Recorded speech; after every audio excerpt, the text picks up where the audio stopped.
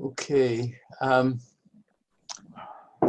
just one technical detail before we get started. I just want to remind everybody, next week will be the last class. I think, all the papers from all the people who are scheduled to graduate. So if you're expecting to graduate, I have to have everything by the end of the day on Thursday. I think I have from pretty much everybody. Maybe I think a couple of people not. Matt, I don't have from. So please be sure of that. And for those who are graduating, I also need the one-page paper as well by Thursday. Otherwise, I need everything from people by that last class. So that'll be next Tuesday. But since the last class will also be reading your one page, I want to deal with that. So I think we have to really begin, I think, by acknowledging our critical life situation, the moral situation that we're in, that can't simply talk theology in the abstract, but I think we're all faced with the moral spiritual crisis that we're all in. So I wanted to at least begin by reflecting with a certain memory, and then I want to just read one section from the Sacred Attunement that would address all of that. So the memory that came back that bears on this is, it's almost at least maybe 3 decades ago when I first began teaching in Chicago. I gave a class on the problem of evil. And it included photographs of situations of evil in addition to narratives.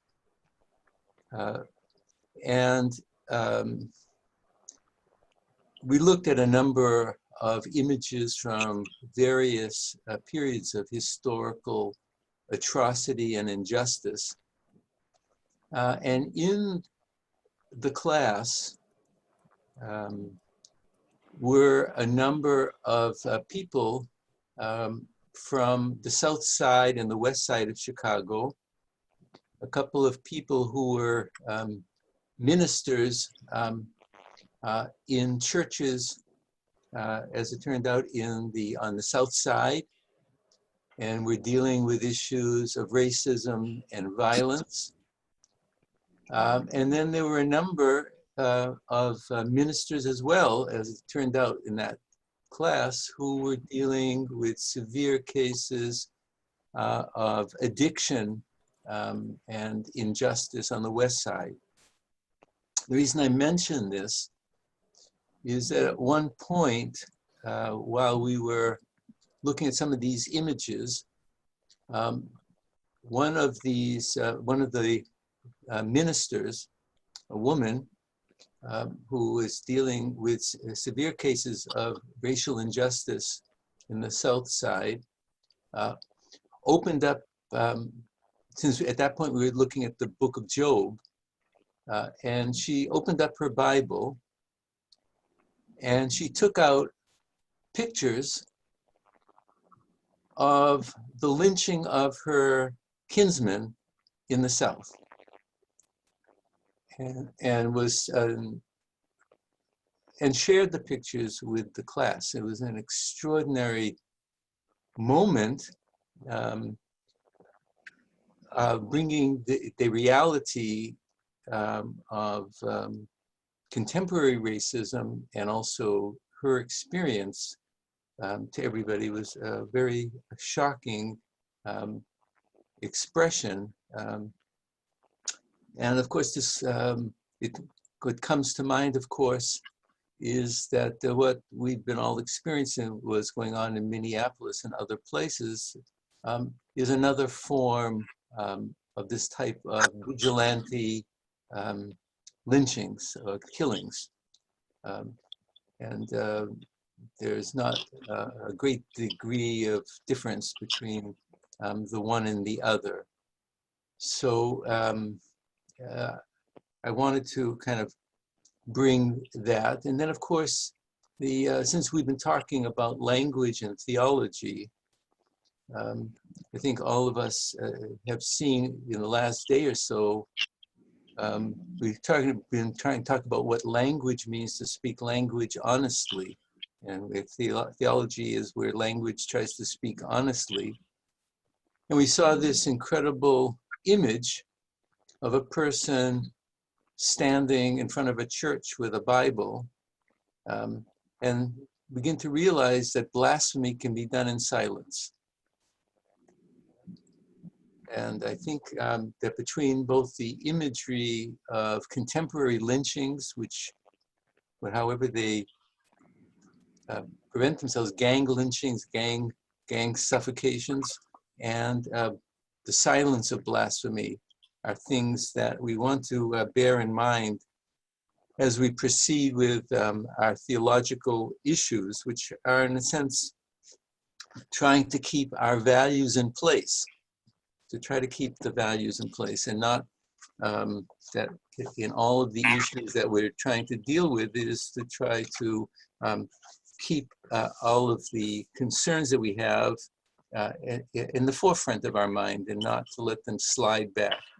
So I wanted to also, partially in response, I just wanted to read, I will come back to this one small section from the Sacred Attunement that we will be picking up with later this morning. I was on page 131, but I was talking within that framework about the phrase from the Psalms about that all one's limbs have to be engaged in response to the God-given world, right? And I was talking about the proper use of eyes, ears, hands, limbs, all of one's limbs. The subtext that I didn't make explicit, but in which my elaboration develops, is the Psalm, which is a critique of idolatry that says they have eyes but don't see, and ears that don't hear, and mouth that doesn't speak. And then the concluding line of that Psalm, which has to strike every person with the force of a revelation. It says, and so will be those who trust in them. In other words, that the switch is not just from idols, but to the idol consciousness of persons who have eyes that don't see, and ears that don't hear, and hands that don't touch. So that was the subtext that was underlying this. And then I just wanted to read that section from 131, and then we'll, as a kind of transition to where we're going, but it's pertinent as we're trying to think about a theology of doing, a theology that's engaged with the world, in which eyes have to see and hands have to touch and mouths have to speak in the right ways, and the issue of the right kind of witness to reality. So I was picking up on this issue of the limb, all one's limbs that have to respond. So let me just read that. So I'm on 131. Such expressions are through words and physicality. That engagement in the world has to be through one's body and through one's mind and through one's voice, through words that intone the depths of physicality, and through limbs that give gestures to the silence of the mouth. The words respond to the gifts given the body through God's infusion of worldly elements with beneficent vitality, as well as the aching sorrow when these same elements are thwarted due to ruptures in the natural and human realms. The mouth speaks for the sated mouth and for its wants, but it also speaks for the hand that is given by another or left untouched. It speaks for the eye that can see clearly, or the mind's eye that destroys what it comes into contact with. It speaks for the mouth and the sports the life and the heart and the phoenix, and diseases that may rot the self or weaken its blood flow. It speaks for the joys of human birth or marriage, together with the dissolution through tribulation or divorce.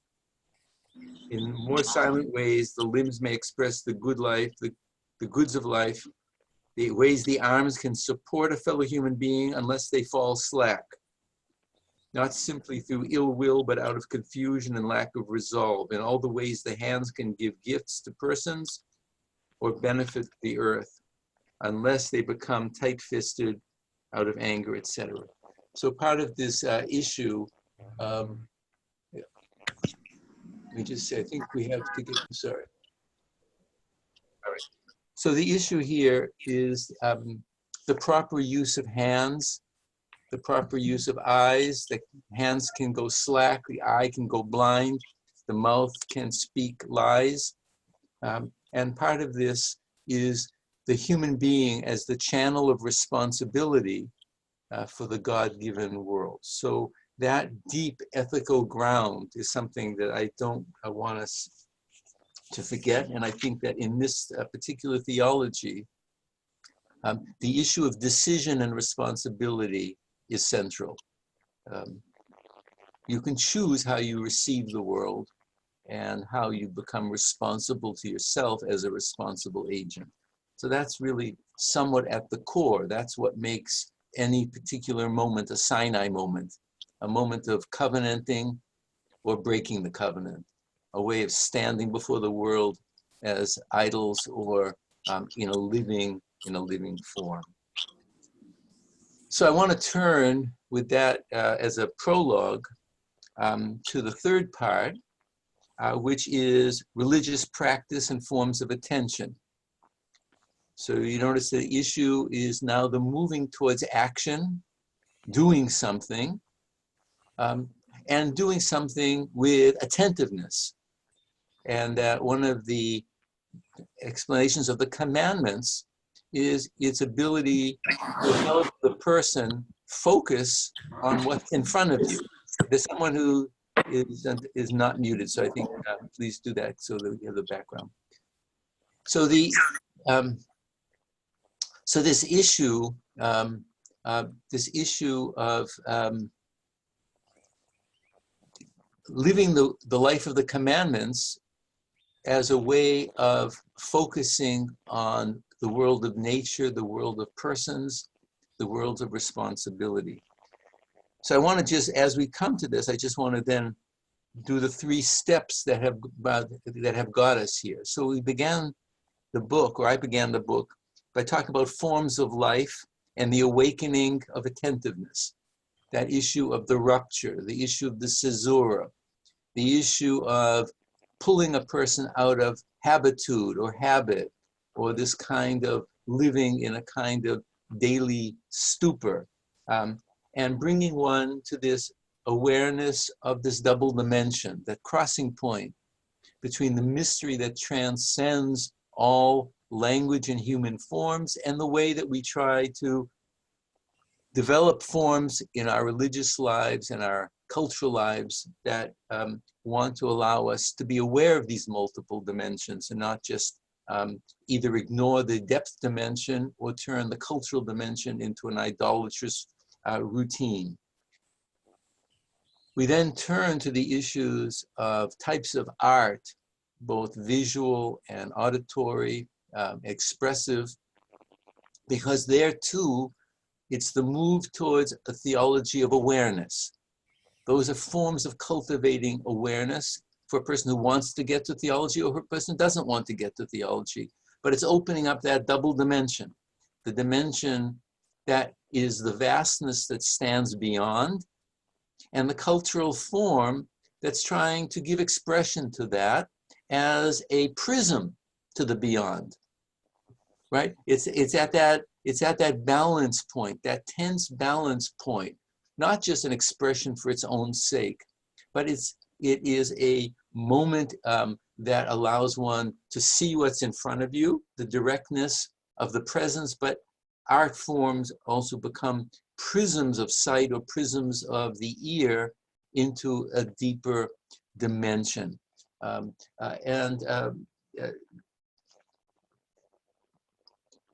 The turn towards scripture, or the turn towards Sinai, was that first move to see that double dimension also in scripture, because it's not yet the form of the covenant. I talked about Moses, and I talked about Sinai, but those are also those that functions like the moment of an art moment. It's a moment in a text which is also opening up this vastness now through the divine name shall be, and then the particular cultural moment of I am. There's a particular incursion of the divine in a particular moment, but it's also that moment that makes a claim within this vastness, which is the divine reality.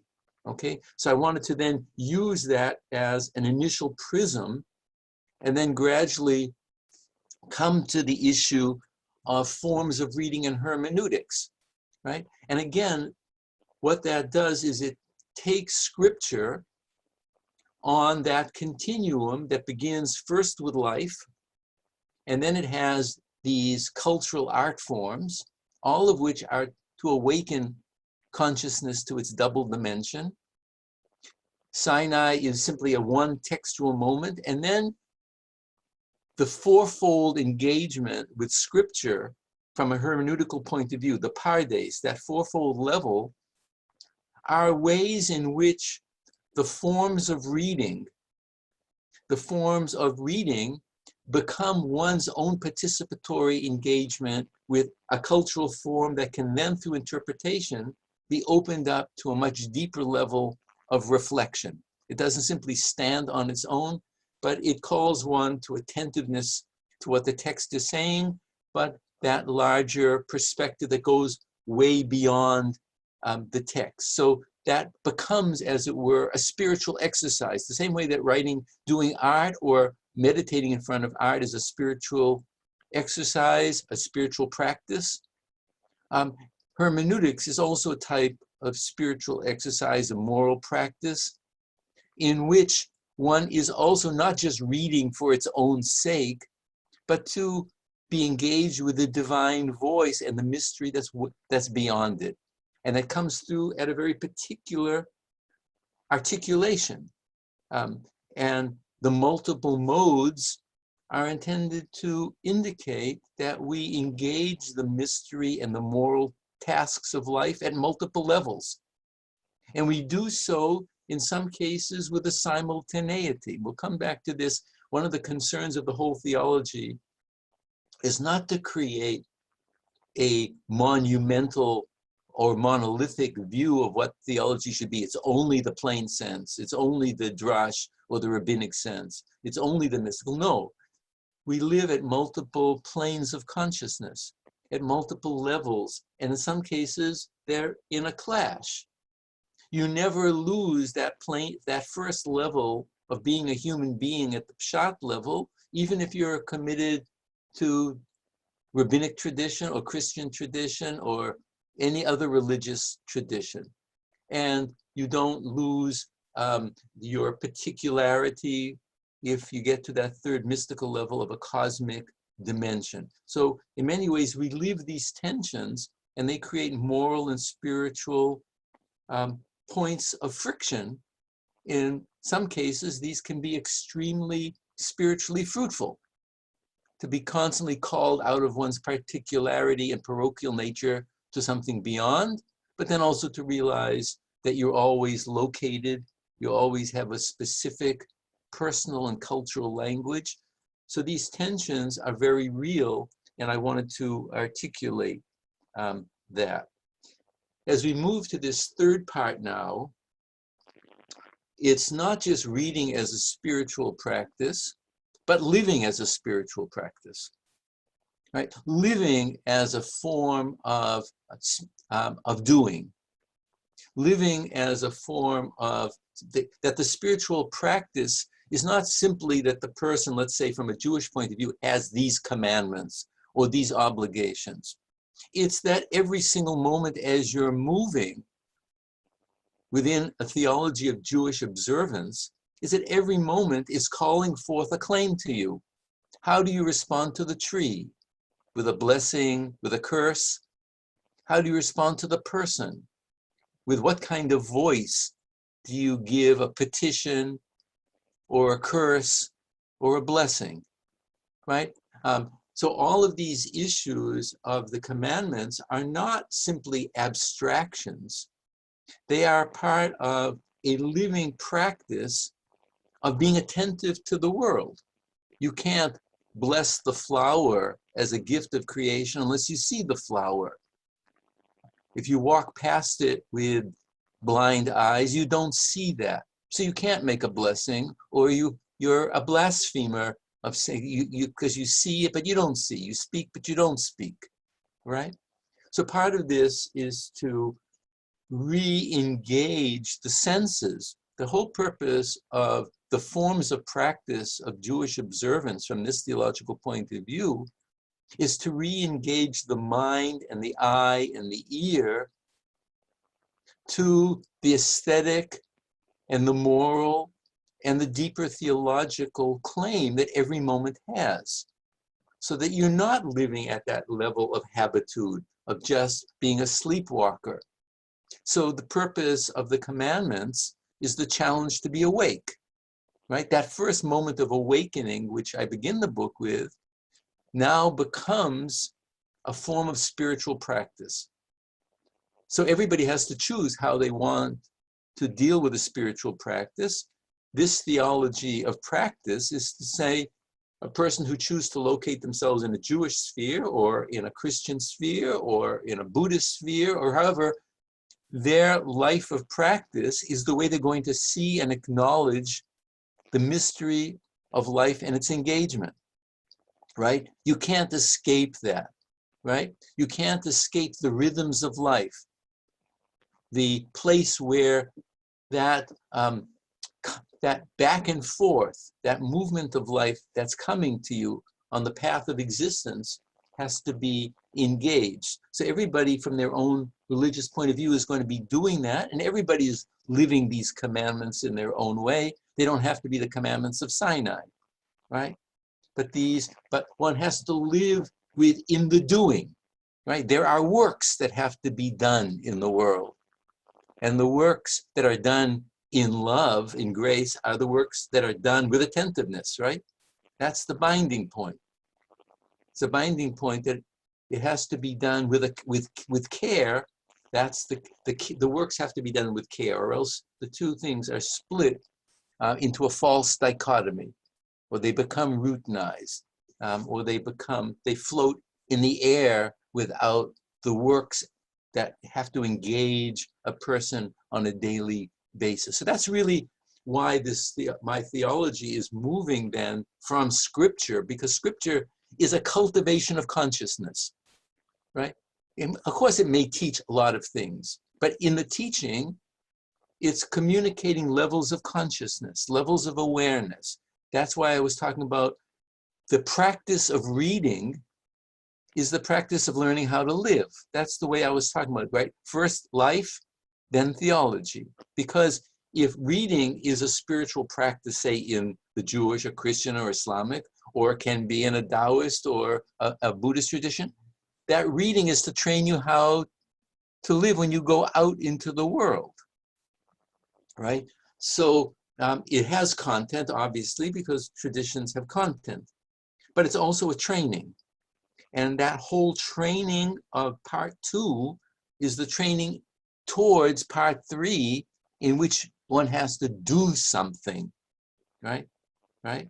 And that do something means acknowledging what's in front of you as a living or political or a social or a moral situation that can either you deal with it or you withdraw. Right? That's the radical nature of living theological life, that you can't shut your eyes or else you become like what they are. That's the sound, right? you become the idol that you're looking at. You see it as dead, and you become dead inside. So all of this is a training for that. So with that said, let's jump, take a look at a couple of passages, beginning, I think, in page 108 and following.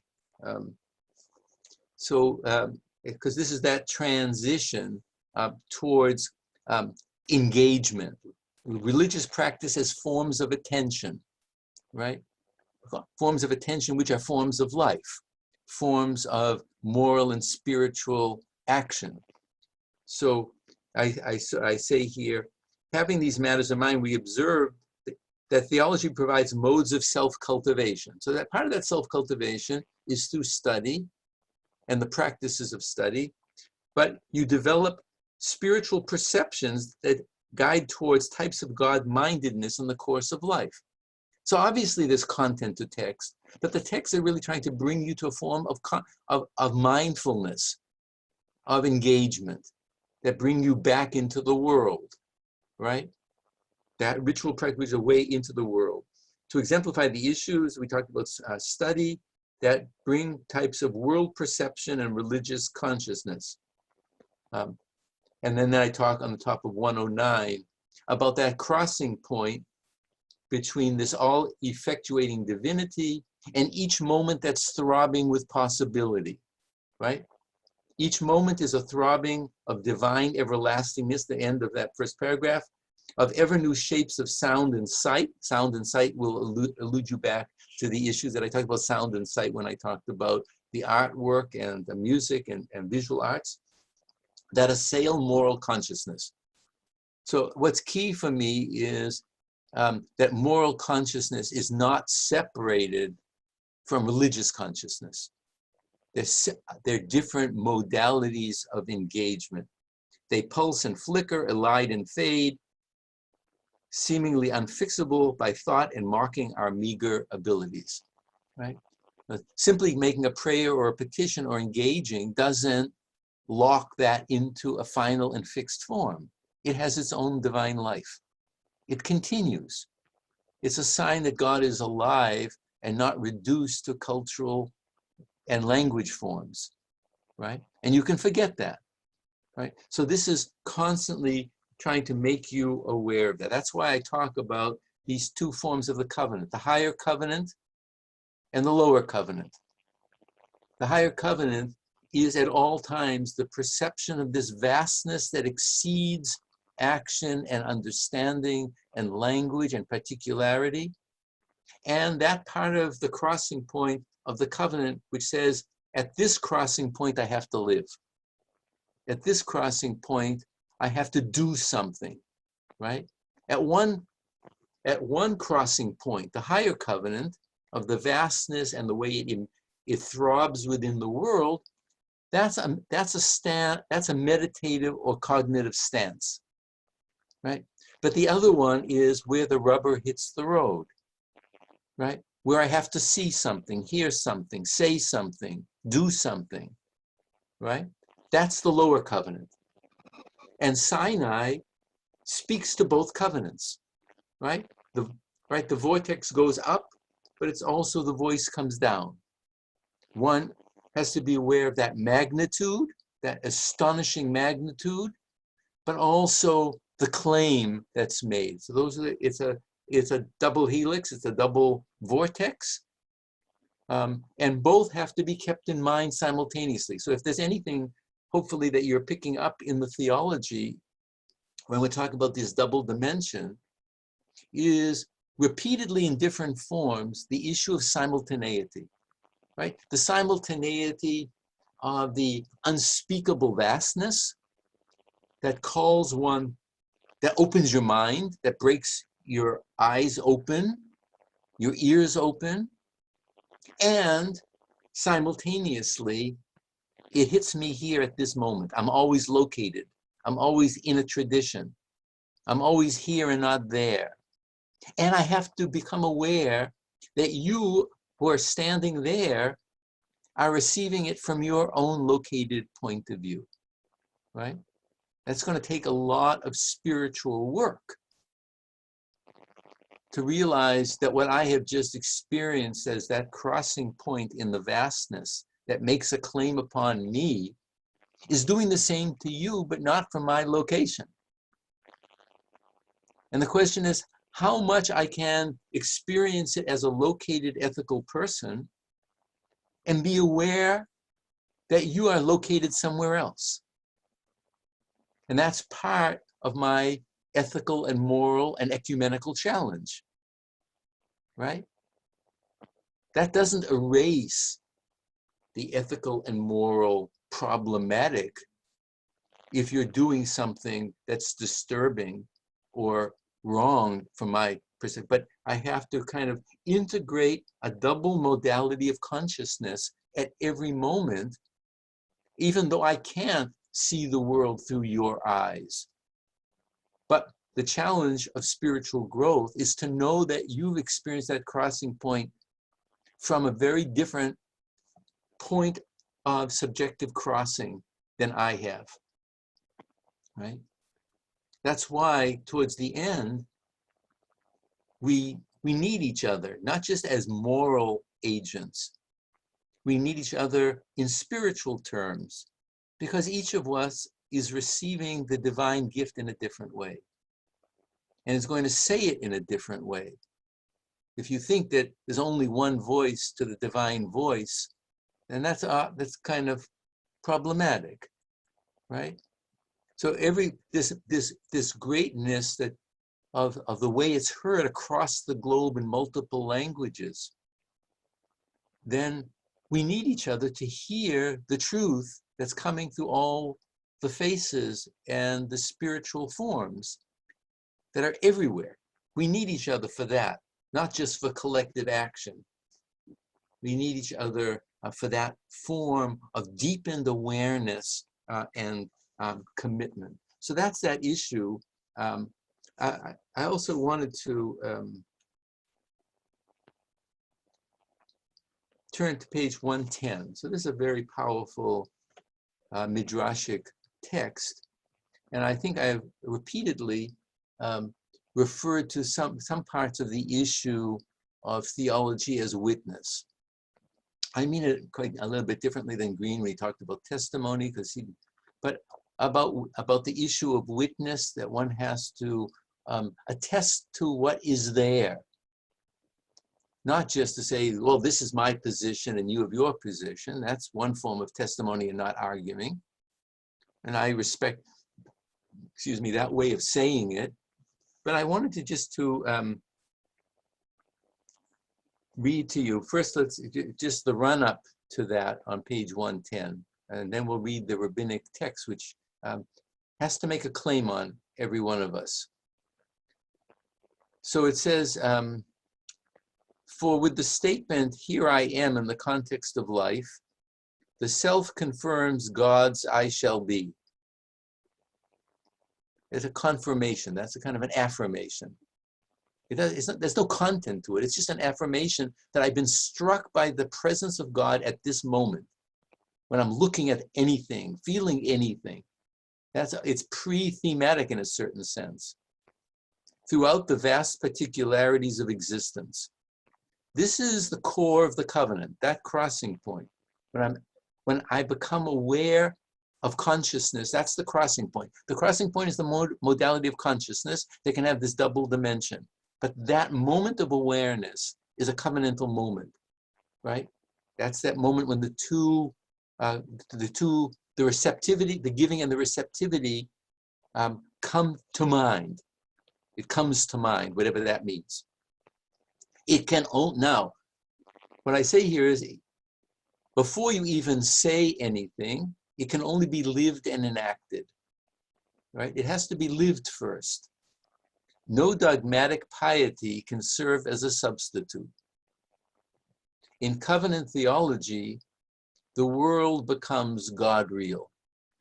So by saying God real, is meant you actualize the divine presence. By using the word God real, I'm actually alluding to a phrase I learned from Buber, and the German is Gott wirklich. to be God actual. In other words, there's something of the divine dimension that becomes actual and real. It becomes present. It becomes a claim, right? That's the Gott wirklich. It's not something you name or can see or can touch or hear, but it's an actuality of presence, right? So then I immediately, without transition, try to talk about that nonverbal witnessing of that moment. And that's where I come into the quotation from the rabbinic midrash of Sifrei Devarim, of this, in the book of Deuteronomy. So it goes, let me just read it to you. And this is the way it reads. You are my witnesses, says the Lord, and I am God. That's the quotation from Isaiah 43. Thus spoke the prophet. His words are built on distinction and difference. But a later rabbinic sage saw matters differently, this is in the Midrash, and transformed this proclamation of you are my witness and I am God into a more daring theological assertion. He said, the Midrash says, when you are my witnesses, or even more radically, if you are my witnesses, im atem edai, if on the condition, on the possibility that, or when as temporal, but if as conditionality, are my witnesses, I am God. But if you are not my witnesses, then as it were, I am not God. Right? So it's not a denial that the human being who doesn't think about God, that there is no God, but the actuality of divine reality in consciousness disappears, right? The actuality of theology, God depends on types of theology, types of articulation, types of life witness, right? Otherwise, all of this is just blabble and theological dogma, means nothing, right? Only at that moment, that crossing point of witness, does God become God. And does that reality, so here, let me just read you that last final paragraph. God is a reality for human life wherever humans attest to God's presence, right? Through the character and commitments of their lives. Covenant theology can guide a person towards such a lifelong testimony. It can guide you, but it can only cultivate a certain sensibility towards God's presence. It can't prove it, right? There's nothing about theology that can make this into a proof or make you do it. It can only awaken a consciousness to what the task is to respond to in the world, right? And then so I'm trying to emphasize the need for witnessing and attentiveness. Turn to page 111 on the other side. There are all the ways that God appears. Many are the ways that our thoughtless habitations are smashed and God's living shall be is perceived. God is the all-encompassing ground of the vitality that roils in the depths of nature, but also puts tenderness into the animal heart. Both the orchid and the shark are the breath of God, as are the words of Moses and the demagogue. Without God, there is no life. We in the darkness give it all happening, impressions and names. It's all happening impressions, names. Then this is a kind of a moral challenge. Put your ear to the ground and hear its heartbeat.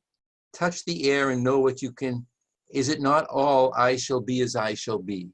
But it's saying the potential delicacy of the life and the lies and the rapaciousness are all part of God's gift of life that can be either turned into sanctity or perverted into a life perversity. The vastness of God's world being rushes up everywhere. just how all these things are received by us and fostered for their own good, as well as our earthly benefit, is an ongoing challenge for living theology. Everything depends on human mindfulness and in its operationalization, or it's making it God real. Okay? So this vast fullness that's filled with the challenges of life and death, all of which have to be converted through a covenant consciousness into the possibilities of life forms and not death forms. Right? That's part of that challenge of the ongoing covenant that's filtered. That's why, I'm just trying to see that I have these pages, right? But that's why I say, I think on the next few pages, there's a difference between Adam consciousness and Moses consciousness. They're two modalities, right?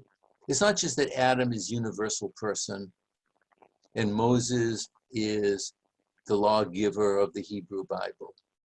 It's that one is this naturalness to the vastness of naturalness, and one tries to shape all of this into a spiritual and moral voice, right?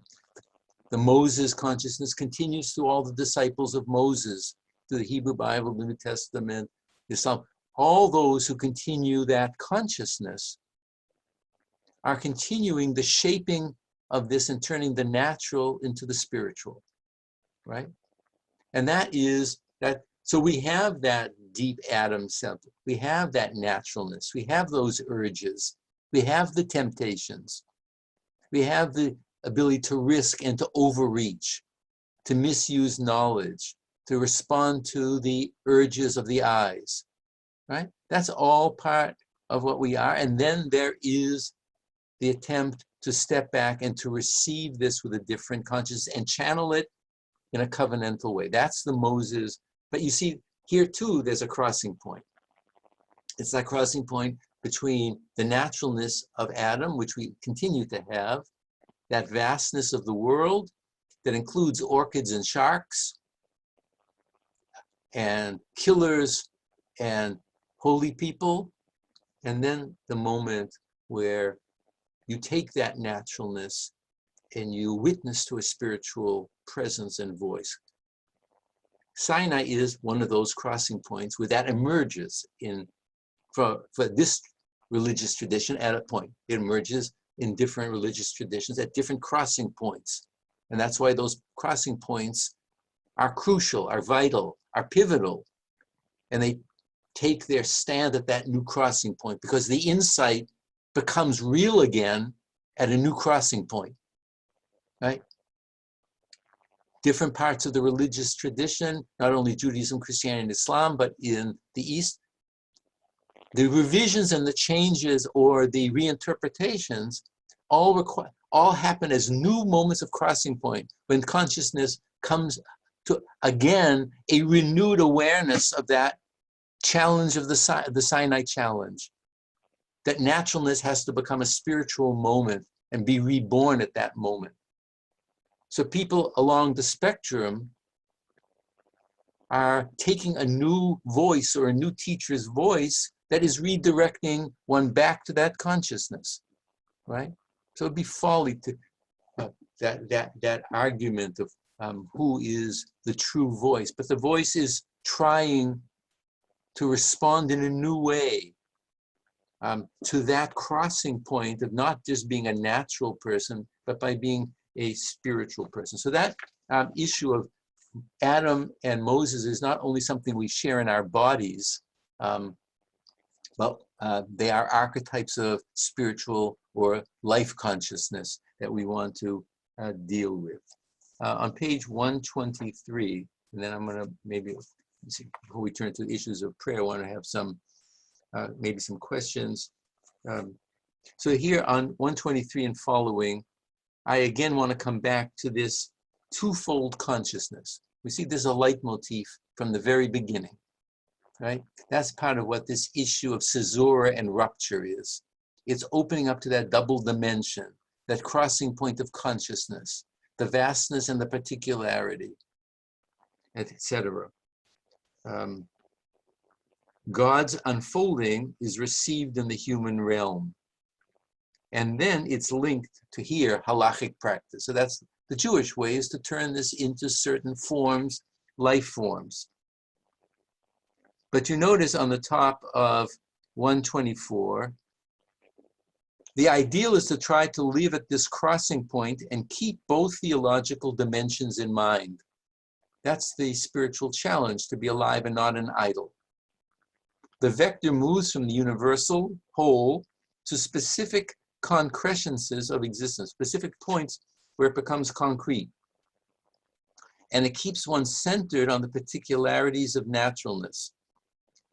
So this joining of heaven and earth is, now I reinterpret the way the rabbinic tradition and the mystical tradition reinterprets the word mitzvah, not as commandment, but is understood from the Aramaic. It already appears in the Talmud, but appears particularly in Hasidic literature as tzavta. It's a binding. So it's not simply commandment of heteronomy and the tension between heteronomy and autonomy. The mitzvah is the tzavta. It's the binding point where you feel the crossing point. You feel that double dimension, that double demand. And then, so that puts a specific burden on what theological language can do. What can you say, right? That's why, let me just continue this, then we can have a couple of questions. We must therefore unsay all that we know at this limit point of mind. And when we direct our minds through the forms of the world towards its ultimate ground, and we must even negate the imaginative focus of this meditative state, as well as our hearts yearn for God alone in truth. At the borderline of the imagination, we may thus have an intuition of God's not, but we cancel the inkling of ultimacy, knowing that it too is a human construct, and bow in silence. Even the notion of God as the nothing, that's this construct of the imagination. The not too has to be unsaid. Negative theology has to be unsaid as well, right? The negation of the negation is necessary. And then I turn, before we turn to the issue of prayer, to the Sabbath, because then the Sabbath becomes that point in which the mind can begin divesting itself of the cultural forms that make up its presumptions. It's not just a physical rest, it's a mental divestment. It's the mental resting from the activity of the mind, in which one claims to know God, or God's teaching, or God's truth, etc. Right? It becomes that place of silence. As I say in the bottom of 125, the sphere of inaction through divestment, releasing the elements, right? It's living within a spiritual form whose very purpose is to unsay, undo, divest, to live in the silence before speech or the silence after speech, right? In the inaction, which is the undoing of action. Not that these actions and doings are false, but they have to be placed within this much larger context that has to be unsaid in the mind. And the inaction of the Sabbath is that ritual aspect of coming to that reality in the mind and in the body as a meditative stance within time. Okay. So before we go on to this issue of prayer, which now becomes another form of spiritual practice, which I will talk about, I'm doing in different kinds of modes. Sabbath is a spiritual practice. Blessings will be forms of spiritual. They're forms of attentiveness. And then prayer is a very particular one because it involves language and mind in a very interior way. Before we talk about that. I'm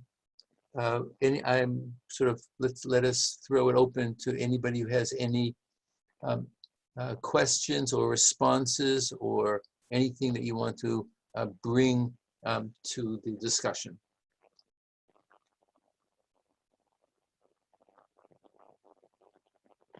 You all just want to look at me talk, okay?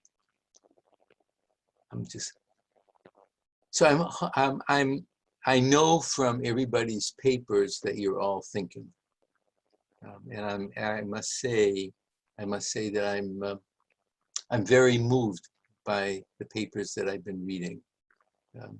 That people are engaging the content of all the different books, and it's moving also in terms of sacred attunement. That people are allowing themselves to be challenged out of a resting point of mind that they'd be able to think in a new way. So it may, I think one of the difficulties of Zoom teaching is also that we don't see each other's face in the same way. I feel that frustration as a teacher. I've reflected on this both to friends and particularly to my wife, and we've been talking about that because in a living classroom situation, I would see your face and you would see each other's face. Or I can see in a certain peripheral and global sense. I can take you in and try to get you to talk to each other, right? The dialogical or the Socratic aspect of teaching, which I like to engage in and to help people open up and speak to each other, is very hard in this gallery structure. I'm assuming that everybody has the gallery, or maybe I'm just the only one that you're looking at. But however you're doing that, I'm seeing you all on this gallery. So I see you all frontally. But in a living situation, you'd be facing each other, and you would have to turn to me, and the voice becomes dialogical. You know, I'm very much struck by the fact that when you're addressing me and speaking to me, 99% of the statements that you make are questions, right? They're not I think questions. There is what does this mean question. So an I think question is a living question when we see each other. That's why I think in the papers that I've been receiving from you, I'm getting that I think quality, that you're not saying it that way, but the I think voice is coming through the papers, whereas when questions are asked in class, or it's more, what do you think? Like, what's your, like, and obviously I think about a lot of different things, but that form of question is like coming to a sphinx and asking an oracular question. And it's not the question of dialogical engagement of a very different sort. So there's something very powerful about the Zoom issue, because I see you in different settings and you see me in a setting that you would never have a chance to see, most likely. But we're not face en face. We're not face to face as in that living sense, or that living voice. It's not face en face. There's a kind of facade as well, and so that it's somewhat drops in the papers. That's why I'm very deeply moved by people taking an I think personal voice in this, and that's really all that I think we can hope for as we study. I as a person, I've studied many people, but also as a teacher, I think, and it's probably, I hope, your experience as well, that you're going to forget a lot of the content of certain courses, but you won't forget moments of engagement with a teacher, or moments of engagement, what it means to be in a thinking or experiential context. So my most primary experiences as a student was the way my teachers were present or not present, right?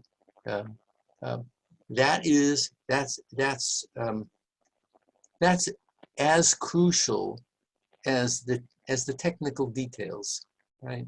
Because a lot of that will come, it won't come. When memory comes, it'll come in a different way. But bear that in mind, that although that I can't speak to each of you directly, I'm trying to hear your voice when you are writing the paper. And that's why when I've been responding, I'm trying to speak to you directly in that way. So I'm not trying to push anybody to speak. It's hard to open up when you haven't had life contact with all the people. You can't feel them around the table, can't see their eyes, and so on and so forth. But I can see you. Let's put it that way. What is that? What was that movie? I see you. Kind of thing. Okay, I see you. So let me turn. You can be brooding about all this as you choose, but I wanted to just turn to this issue of prayer and why I move in terms of, in addition to all these forms of spiritual practice of readiness through study, cultivating different forms of mind and awareness, I decided to try to do this as bringing the fourfold, the pardes, the fourfold levels of interpretation around Psalm 104, right? And that is part of that, the exercise that begins on 134 and following. So we step back for a second as a word of reflection before we look at the psalm, why I chose it.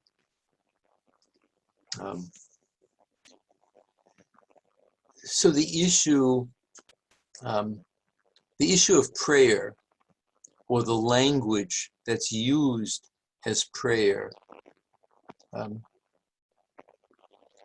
is on the one, there is, let us say, the spontaneous prayer, even in the Bible, and there is cultural and ritual prayer that comes down in a collection of prayers, right?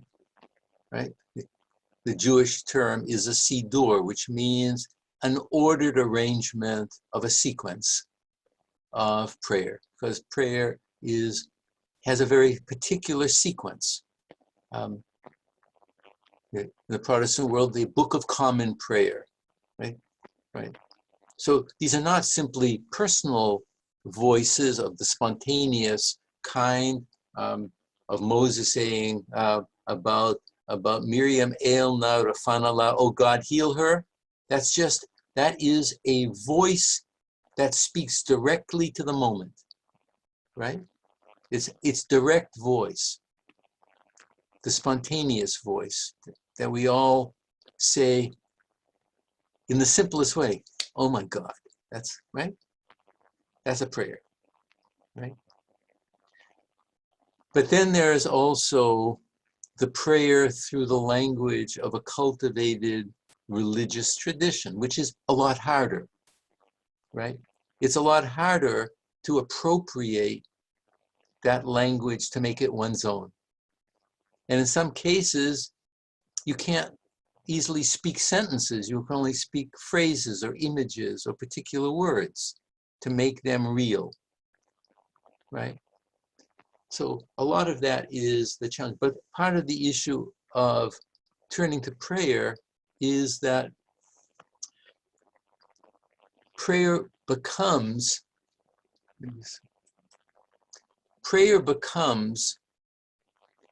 in the context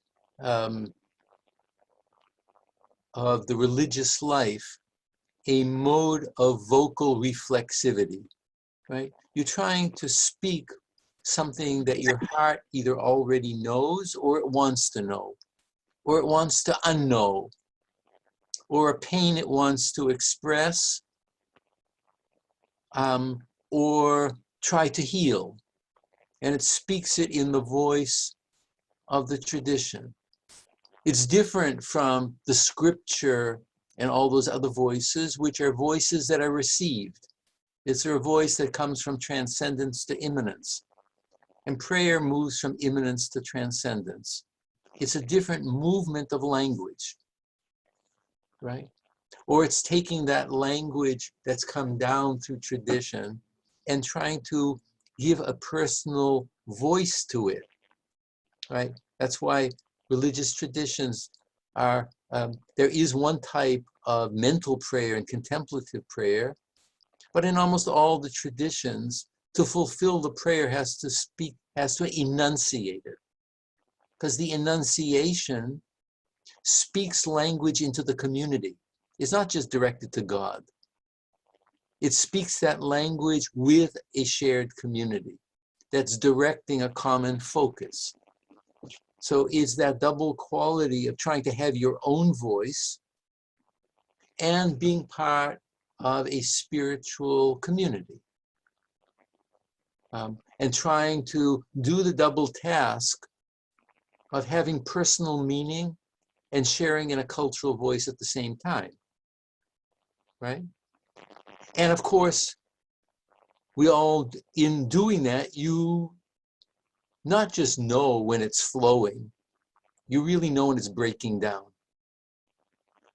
That's why prayer is that kind of a spiritual practice, because you know where it breaks down, right? You know where your relationship to the world or to God or to whatever you're trying to express isn't working today because your head isn't there, or you don't believe it today, or you never believed it. And it's one of those things you never believe, but you're trying to get around that sentence and get to another sentence, right? But you become aware of that. That's part of this spiritual practice of honesty. It's not just where it flows, because that's the easy part, particularly if you work very hard at prayer, but then that too can become a routine moment. So the issue of the stumbling, trying to, and where it breaks down, right? Rabbinic tradition talks about the mind wandering, having false thoughts. That's too where prayer breaks down, right? Where your shtick breaks in, right? What's bothering you, what you really hope for. You're thinking you want to direct yourself towards a transcendent moment, and a divine moment, and a holy moment. And then you have a monetary thought, a sexual thought, an urge, a desire to be loved, to have a friend, right? And that comes in and it joins, it jumps into the prayer and says, hello, here I am, your stuff is right in the middle, right? Here I am, your stuff. It's no longer the prayer, it's your stuff. It's like it's a mirror, right? So prayer becomes very important that way, because it becomes that space of reflection. What can I say with absolute integrity? What am I saying automatically? What am I saying automatically because I'm duty bound to do it, or I feel duty bound to do it, et cetera, et cetera. But I am not saying it from the inside out.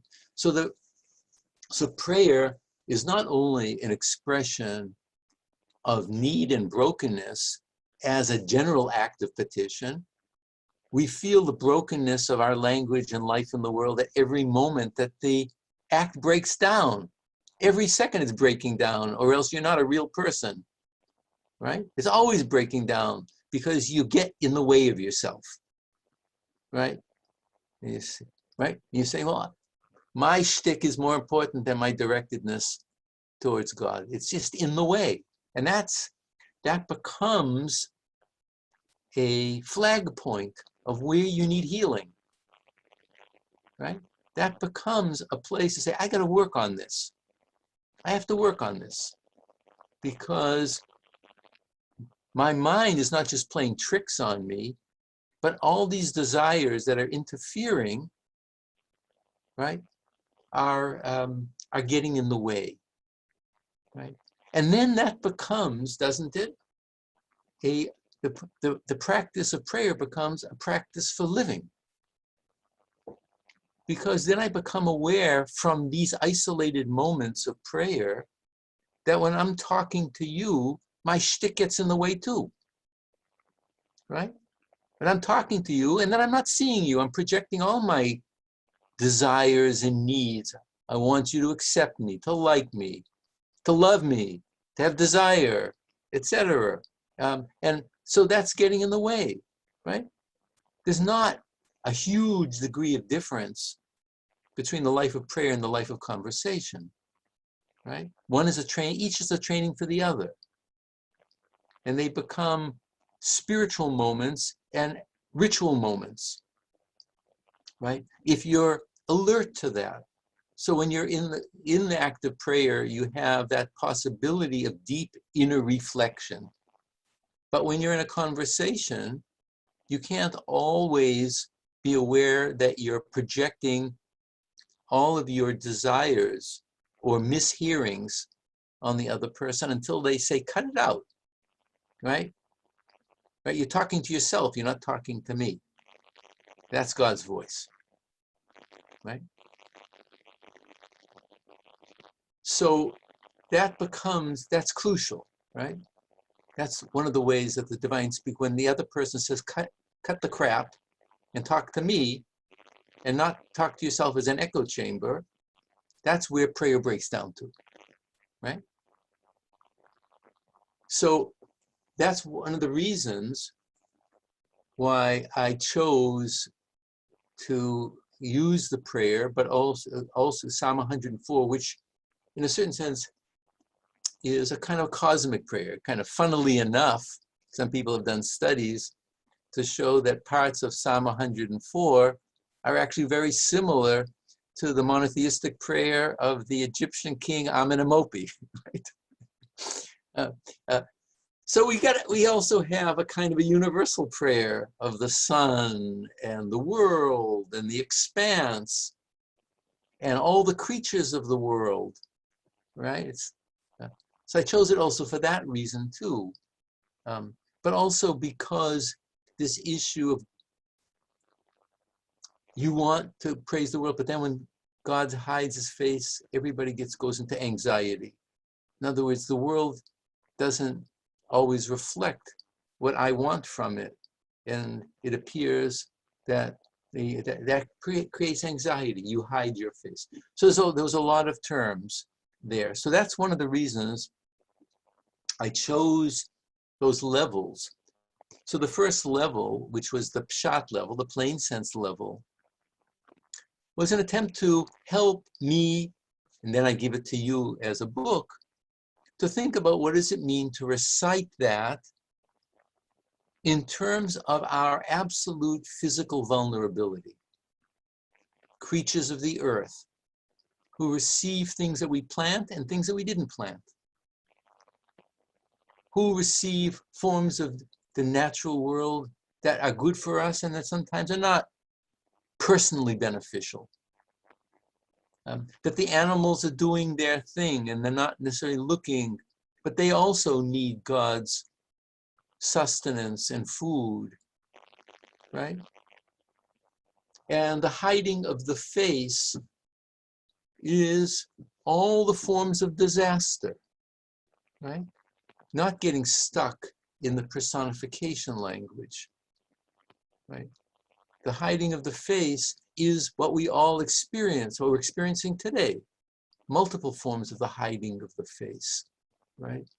That the spiritual truths that we want to live seem to be in occlusion. They're hidden. They're not facing us.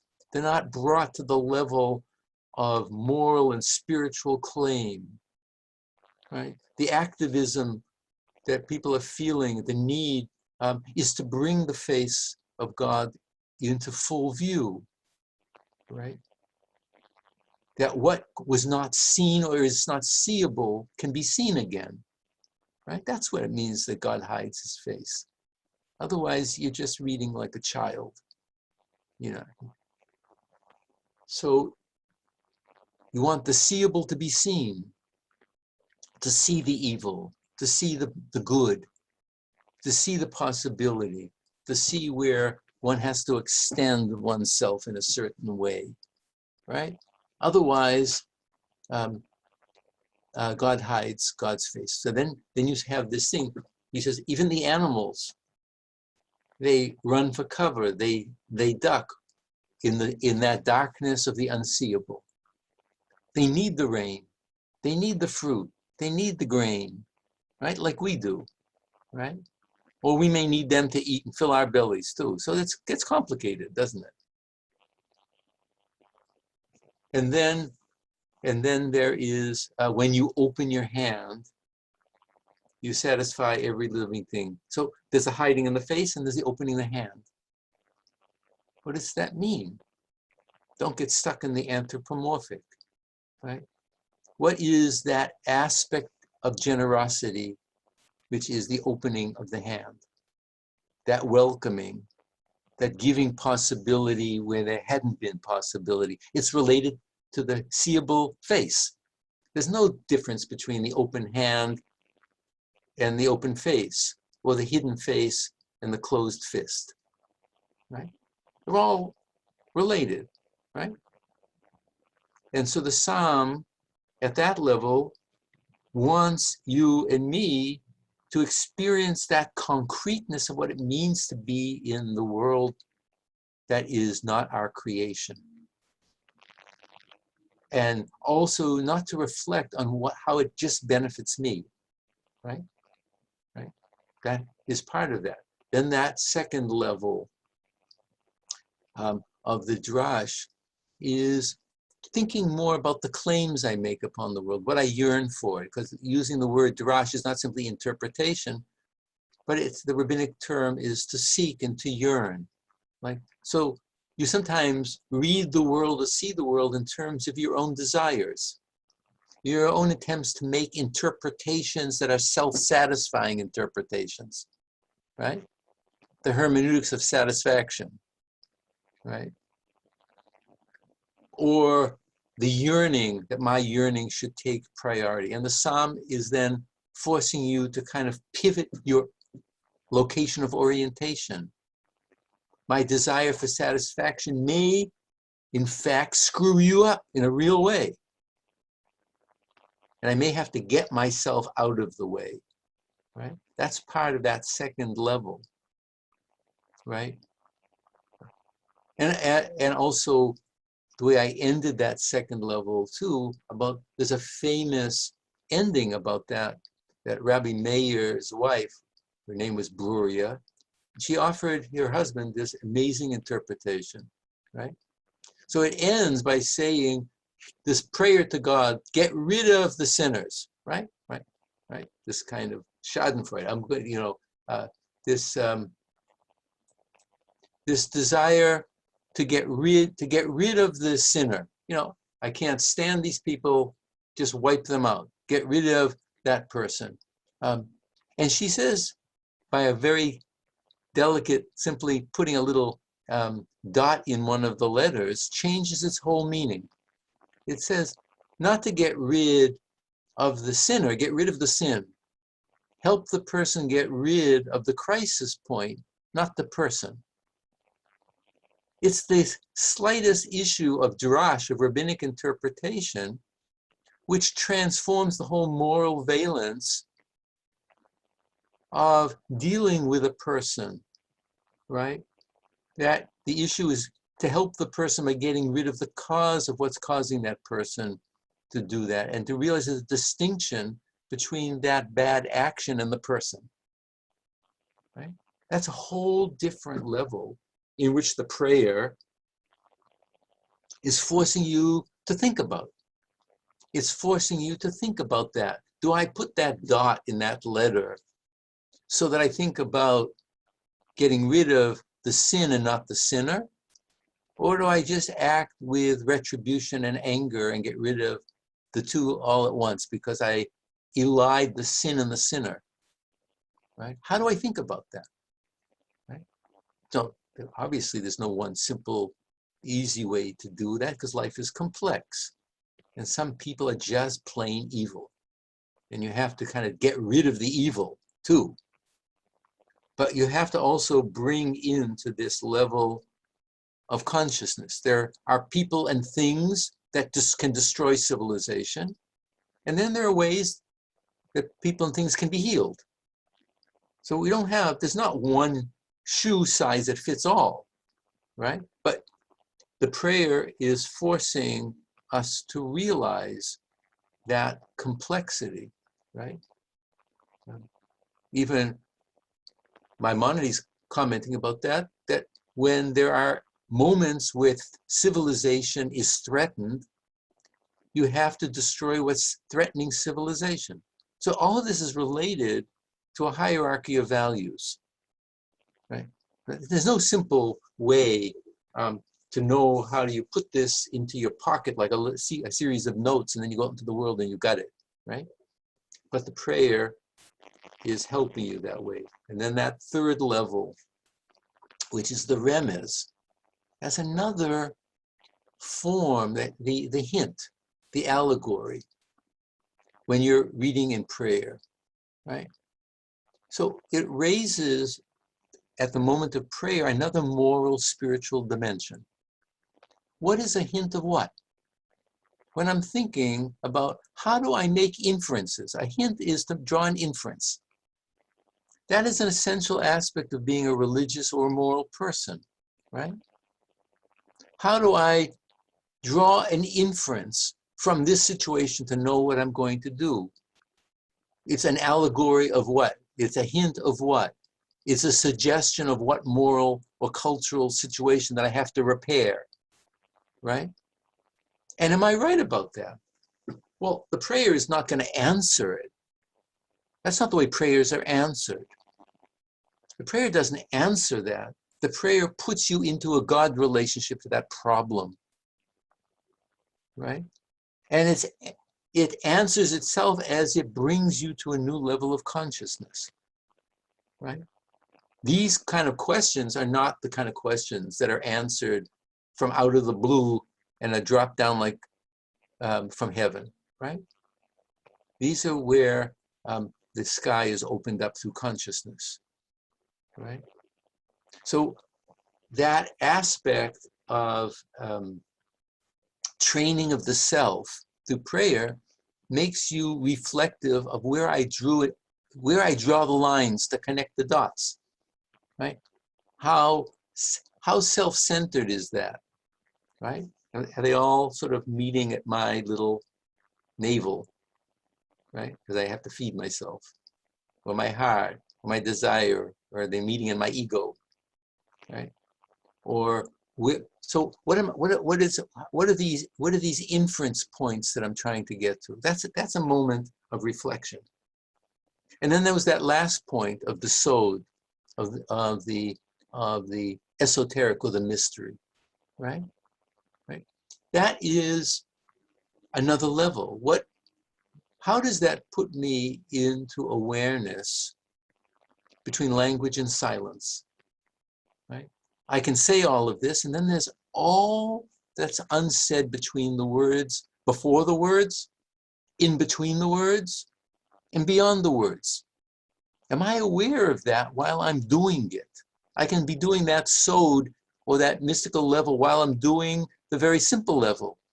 Am I aware that I began in silence? Every sound is spaced out by silence, and I end in silence. What does that mean to my moral and spiritual compass when I'm doing that? Or to put it in different terms, you speak from the location of your own self, and that fourth level makes you aware that you have a cosmic responsibility, right? You have a responsibility to the world, to the cosmos. Call it what you want. how do you balance those issues? The psalm isn't answering that question, but the prayer allows you to enter into a deep reflection about that. And then you have to wonder, so this guy or woman who's standing next to me in the synagogue, in the church, or in the mosque, or in any kind of prayer setting, are they sharing that? Can I live in the world with that person? How? Can we build a common world together? Right? Is this prayer space a model for the kind of world I want to build? Or is it just a collection of isolated egos who seem to be directing themselves with the same language of prayer? Right? Is this a model of a kind of more universal world that I want to build? Or are we in this game of parochialism? And how do you balance the two? How do you balance the two if you're not only a separate person, but you're also part of the world?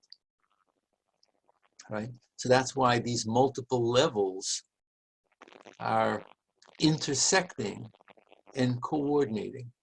So part of this purpose of prayer is that deep moral spiritual reflexivity that's constantly intersecting, right? Because my mind will bring multiple planes together simultaneously. I don't simply pray at one level, or maybe a person can do that. But these different, there are permeable levels of awareness.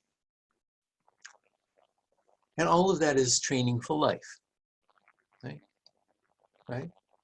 All of that is training for life, even if it's a stance of thankfulness and gratitude, right? It's a training for what you do when you step out the door, right? So there have to be safe spiritual spaces. And what do you do when you go out the door? You want to have a safe mental space. And what do you do when you speak and you look at another person's face? When you go out the door of your eyes, out the door of your mouth, right? These are all moments. Is my language translatable into your language? Or are we all praying from a different prayer book, right? These are part of what the process of prayer is doing, if it's doing its work from this theological point of view, as a training of inner cultivation, as a training towards spiritual and divine mindfulness. It's not training in answers. It's training in living with attentiveness. Right? So, and you can see repeatedly that the training in living is also a training in doing and living theologically. I don't try not to make these hard and fast distinctions. So now we have a little bit before 11 your time. Do we want to have a little bit of a discussion? Otherwise, we'll, for a few minutes, then we'll take a little bit of a break. Anybody want to say something from your own life experience or something that you were thinking about while I was talking, daydreaming about while I was talking, something that was real to you? Okay. I hope that part of this is that you become very much aware that in this type of theology, you're always engagé, you're always engaged, you're always on the line, right? You can't you can't step off the place of contact between yourself and another, between yourself and God, right? There's no, if you disengage, you disengage. But if you don't disengage, what is the obligation that you have? And I think you can see that there's a permeable move between myself and you and the world and God, and how they are related and how they are different, right? You can't confuse, but these languages are crucial because they allow you to think of the multiple levels in which we think and act, right? Right? So part of this issue of the pardes, of the four levels, and part of what I'm trying to articulate through this issue of prayer, is that we are always operating at multiple levels of consciousness. And and each of those levels of consciousness involve different levels of seeing, different levels of saying, different levels of way I see your face, right? Different ways in which I let you be you, but knowing that in this particular moment, the two of us are face to face, so we have a relationship, right? You are still you, but now you're not just you, because when I mean, that was the genius of Merleau-Ponty's issue about perception, right? As soon as I look at you, you're part of me. You're not just you. You're already inside me. The subject-object issue is crossed the moment I look at you or you look at me, right? Obviously, there's a difference between self and other. Obviously, right? You know, that doesn't have to be belabored, right? We know that. But I also know that as soon as I look at something in the world or I look at you, you're part of my life. And it happens before I reflect on it, right? It happens with the happening of consciousness. So there's a moral theological dimension that happens. God is present before God is present in words. You're present in me before I can even say your name. That is the immediacy of theology. That's revelation. It's the immediate before we now say, you shall do this, you shall do that. But if that immediacy is making an immediate claim, doesn't it? Right? Maybe the first commandment is, that's maybe what God says, I took you out of the land of Egypt and you have no other gods. So part of what does that mean? Right? I took you out of this closed self-reference to see something outside yourself and no other gods. Just what's facing you now is real. Because this is the way God is. Revelation is present. Right? Revelation is that immediacy that can't happen before the liberation from Egypt, which is the liberation from mind, which is the liberation from self-reference, which is the liberation from mental servitude. Right? That's what this theology is talking about. Right? You can, of course, go back to the traditional explanations. That's fine. That works. Right? But that doesn't make it a living theology. That makes it alive for me, at any rate. Right? So a lot of this has to be autobiographical, right? So all of this is a confession, and hopefully it can be shared. But that's that double trick of trying to speak in a personal voice, but in a voice that other people can respond to. But that revelation is there before God says, I am. It's the immediacy of presence that makes a claim. No other thing than this is making a claim upon you, right? You hopefully are liberated for that moment of no other than this, right? Right? And that's a redemptive moment. It's a moment where you also, it's that moment of revelation is also a first moment of redemption, right? That you can see what has been given, right? And it's the first moment. This is life. This is death. This is whatever it is. Can you see it? Can you respond now in the ways that are required to see it and then do something about it, right? That's what that whole process of prayer was trying to cultivate.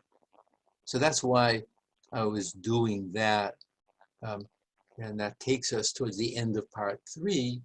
And when we come back after our break, we go to part 4, which now becomes a reflection on certain kind of theological mentalities, right, that I want to talk about, and which I think also help us think a little bit about our current situation, moral and political situation too, but it's where these things are not separable.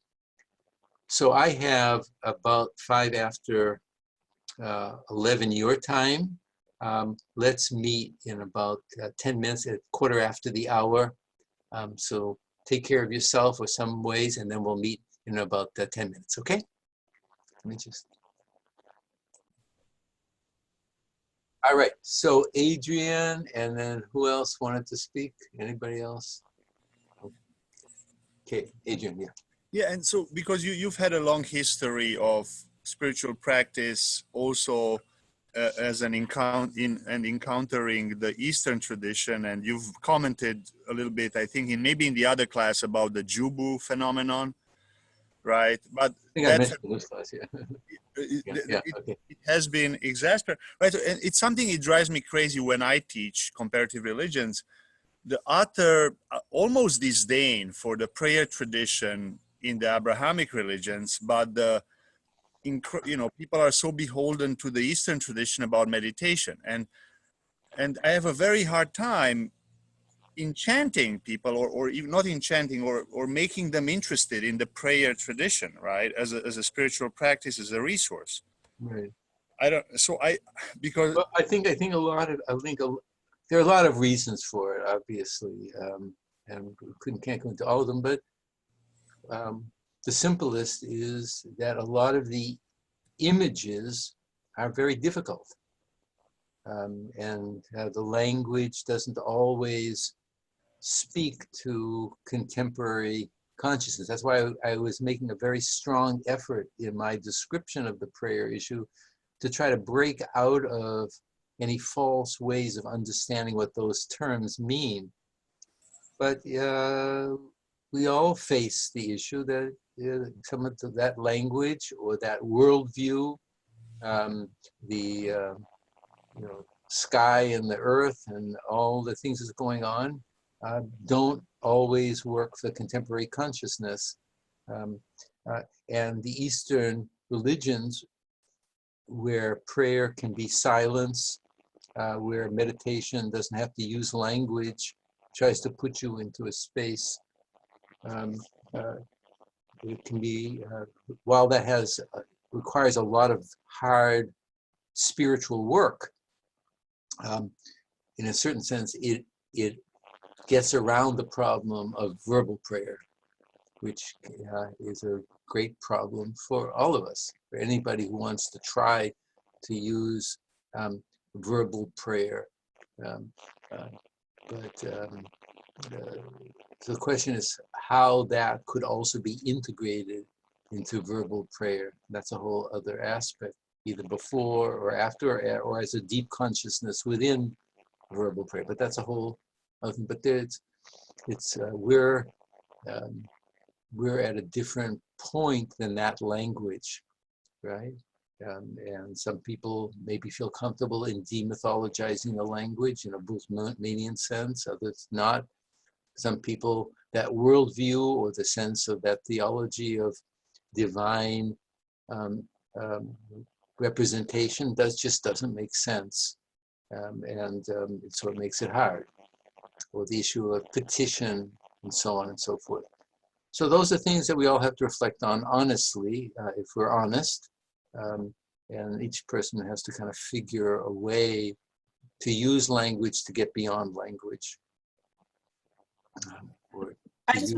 Yes, Renata. I just want to say that I appreciated your discussion towards the beginning of this piece about prayer, of sort of how common and problematic distraction is, and that those distractions are part of being human and are telling you about what needs healing, and maybe what you need to be praying for is at least how I'm kind of hearing that. Because as someone who has a pretty intense prayer practice, but always it feels to just mainly be distracted.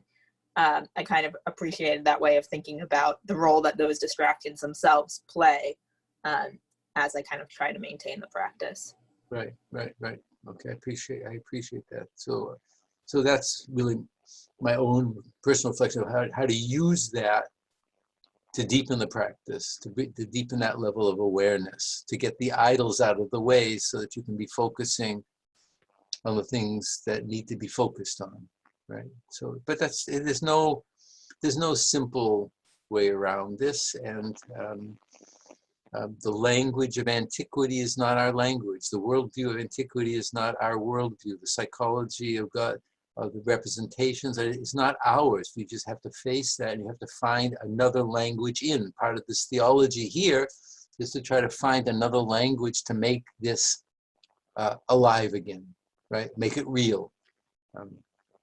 Anyway, at least that's part of the concern, okay? So we have about an hour now left to be together on this. Let me again remind everybody about their papers. I feel more responsibility to keep doing that, so that making you aware of that is a legal responsibility too. So I just want you to be aware of that. I need everything if you're graduating by Friday, and you're including the papers and everything, including the paper, by that next Tuesday for this class, okay? If you're not graduating. So, so I want to, in part, focus on a couple of terms and images that appear in part 4. You see that part 4 now talks about forms of thought and living theology. So it's one of those places where I try now to kind of talk with a more open throttle about certain kind of theological topics or themes, beginning with the Torah Klula, this kind of vastness encompassing divine voice, and how it relates to the written Torah and the oral Torah, and to kind of speak to that. And if you look carefully, we can come back to this if you want to raise questions. I'm not necessarily going to zero in on this now, but how all that bears on the revelation of Moses. There's a need to talk about these different levels. And I use, of course, the issue of Torah Klula to talk about this vastness, because I want to keep this within Jewish terms, that the vastness doesn't have to be called Torah Klula, obviously. It doesn't have to be called this vast intertwined Torah. It could just be the vastness with a big T and a big V. But by putting this other term around it, which comes from the mystical tradition, the Middle Ages, it makes everything Torah. It makes everything part of the divine voice. But it's not necessary, obviously. Part of that. All right. So, I mean, part of the corresponding thing might be within the Eastern Church, would be the cosmic Christ, and then the specific ecclesiastical, and so on and so forth. There are different levels in which all of this seems to work. So we can come back to the issue of the revelation to Moses, how these levels come through his mind, how I understand the revelation at Sinai. But if you look carefully, you can see I try to discuss that, at least from my own honest perspective. And obviously, people who can take their stand at a whole variety of places along that. That's the choice. I want to focus on particularly three terms that I use, and then an image. So the three terms, one is emunah, often translated as faith. The other is chesed, which is grace or loving kindness, which we'll see will be parallel to this issue of chiyuv, or claim or obligation. I have sections about that. And then there is the sense of hevel, of futility, the Book of Ecclesiastes, futility and nonsense and meaninglessness. And then I want to kind of focus towards the end on that meditation on the eye. That's sort of towards the end of the book, the opening of the eye, which is both the visual eye and the third eye, right? The inner eye. So obviously in all of these cases, they involve the terms of the tradition, but also my appropriation of them. And I think that they're authentic, but everybody has to authenticate them on their own, if they are. So what do I mean in the context of this larger theology of the mystery of the Torah Klula, which is really God's voice, ultimately. It's not the voice that's been shaped for any particular historical testament or any historical moment, but it's the voice that God truly gives without intervention of Moses or anybody, right? What is it like to be in that vastness, to be part of that voice which is God's breath and kissing the world? It's not the words that we put to it, right? With all of its order and all of its disorder, all of its mystery and everything, that often throws us for a loop, and so on.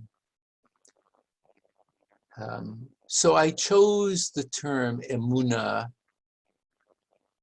not as faith in the sense of faith in something unknown or unseen, not in the sense of belief in what is not experienced yet and that will come to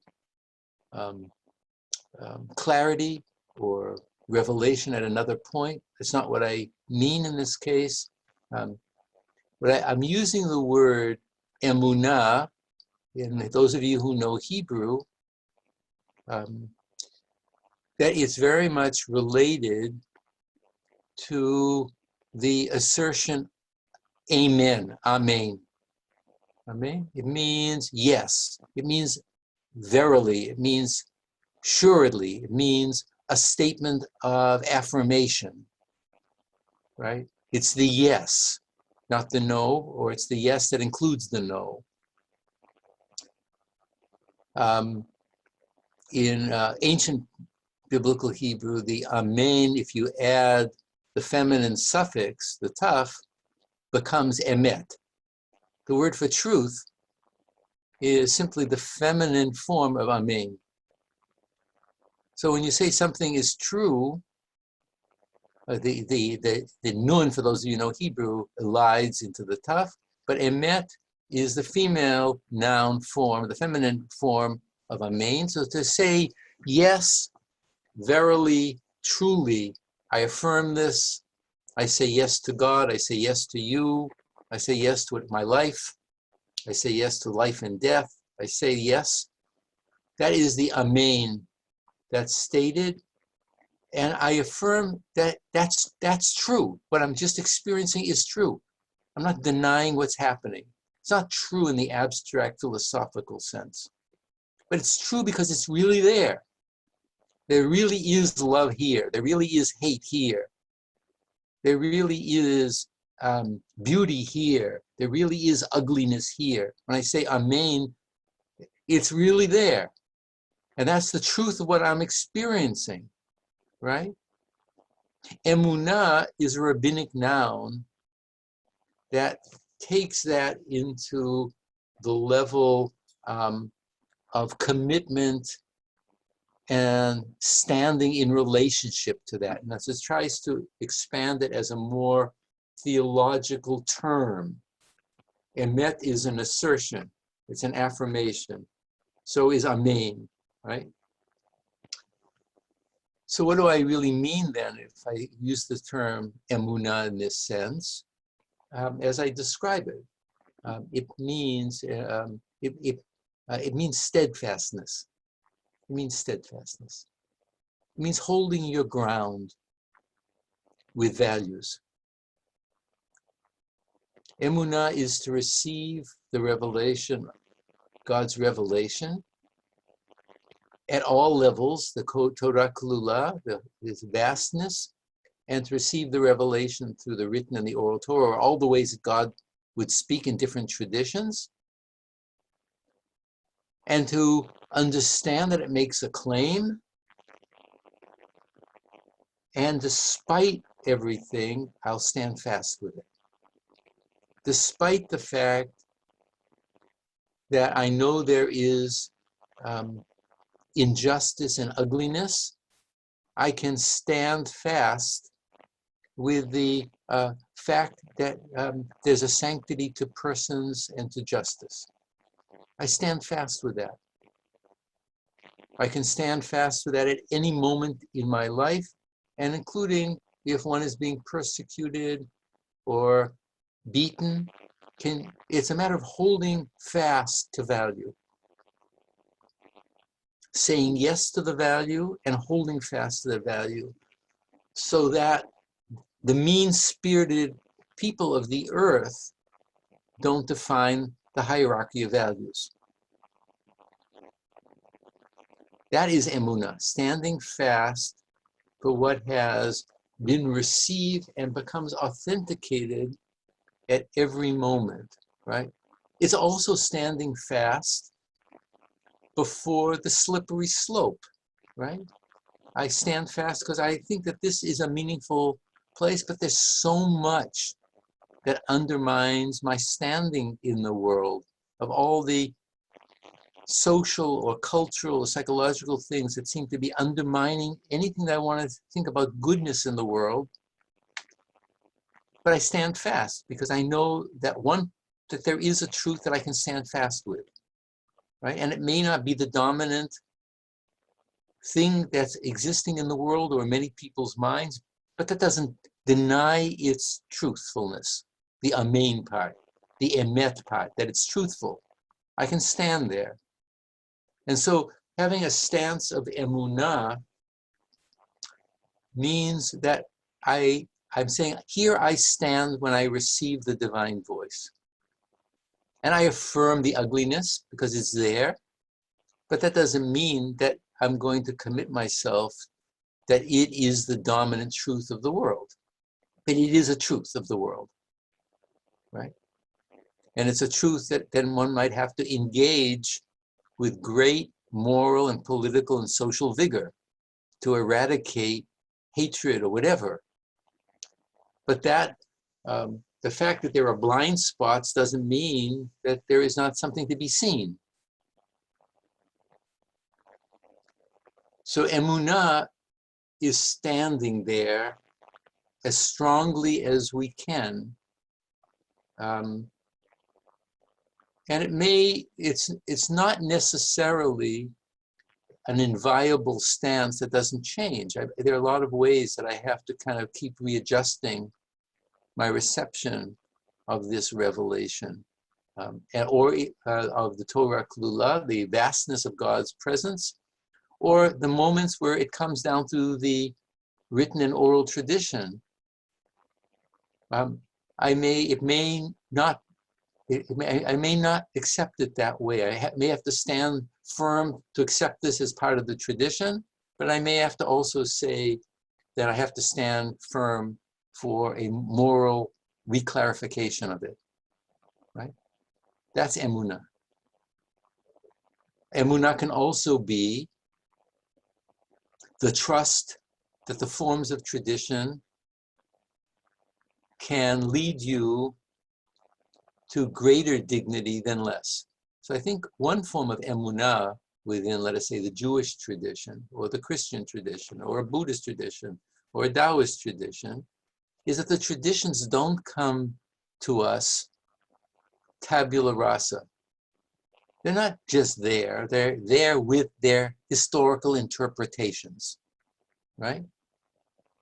So there is one aspect of emunah that is inescapable. Even if you're a secularist, you have a form of interpretation, a cognitive frame, right? But what it means is that if I commit myself, let us say, to Rabbinic Judaism, or you do, or you commit yourself to Christianity, or Taoism, or Buddhism, whatever you're committing yourself to a vector of that that's passed down by the history of your tradition of how they're interpreting that. To have emunah at that level is also the emunah to say, I'm going to stand with that form of interpretation, but not at all costs, because it may really pervert other kinds of things. But I trust that it will bring me to spiritual and moral clarity and dignity. If I didn't think that on the whole, or in the largest sense, that the language of Judaism and the rituals of Judaism and the forms of interpretation didn't open up a certain form of truth and dignity and clarity, which is guided by a particular language of interpretation of a tradition, then there would be no purpose to it. So you're committing yourself to a path of interpretation as well. That doesn't mean that that doesn't grow and change with each of us, depending on where you stand on the liberal to the more conservative spectrum of what your tolerance point is for change and so on. That's a different issue. But if a person is committing themselves to one form of Judaism or one form of Christianity or one form of Taoism, whatever it is, you're committing yourself to a series of teachers who have taught it in a certain way. And you're trusting, you have steadfastness, that is a way towards the truth of the tradition. So you have trust in that the tradition can lead you to greater truth and fewer lies, right? That's all it can mean. Because there can be lots of problems within each of the traditions, right? Their own self-deceptions, or their own refusals to change, or their own idolatries of their own tradition, right? So all of them are involved. They're self-idolatries of the tradition. But you can't turn a tradition into a religion, right? So it's very complicated. But I think you all are aware that the hermeneutics means that there's always a hermeneutic apprehension of the text. And that is what you commit yourself to when you say, I have emunah, when I'm steadfast, not just in the broadest sense, but I want to try to be steadfast as this kind of a Jew, this kind of a Christian, this kind of a Taoist, or whatever, right? So you have to have some confidence that the history of the tradition, in its broadest sense, can lead you to righteousness, right? If you don't believe that it's going to lead you to righteousness in the larger sense, then you're playing games with yourself. So that's part of that commitment, that it brings you to God, it brings you to people, it brings you to righteousness. It brings you to whatever form of spiritual renewal that the tradition is talking about. So everybody has to make that assessment, but so there are different levels of emunah, right? The immediate assertion, the assertion of the self, the assertion of the world, the assertion about God affirmation, and then the fundamental one of which hermeneutical system do I want to deal with? A secular person might say a whole other thing. My religion is postmodernism, right? Right? That means that's my cognitive frame, whatever that means, in a certain way. And that's, I stand with that because I believe that it gives me the purchase in the world that is honest, dignified, and works for righteousness, or for more good than less good. Let's put it that way. And we want to choose something that hopefully does more good than harm, at the spiritual sense and in the communal sense and in the world sense. Right? That's a decision, but there's no easy way around it.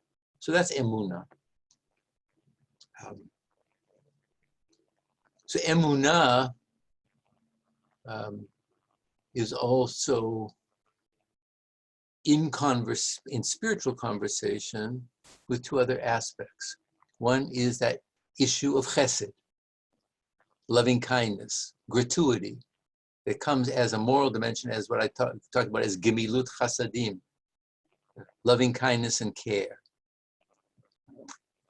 So chesed is the realization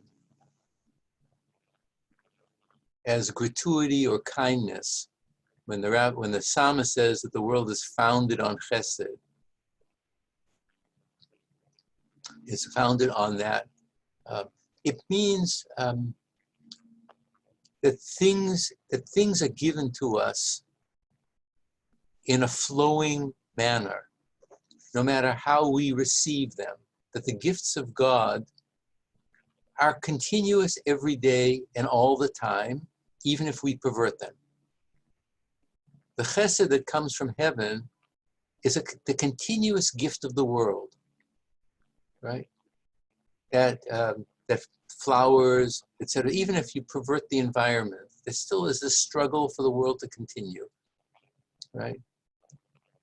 People have children under crazy, crazy, horrible circumstances when you would think that they would never want to affirm life again. That's part of this chesed. Forgiveness is included in that, right? That it's this giving even though the receiver perverts it or refuses it. That's also links up with this issue of emunah, right? Steadfast giving, steadfast outpouring. Call chesed love, call it grace, call it kindness. We don't really know what the word, but it's fundamental. And I say it precedes the nomos, it precedes the law, because the law often works for utilitarian purposes. But within that, there has to be some giving of unrequited kindness that just flows.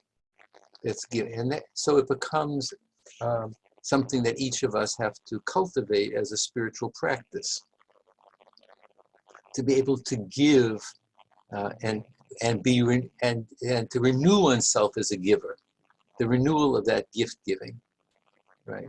To the stranger, to the other, to the person you care about, to receive that person again, despite what they've done to the world or to you, right?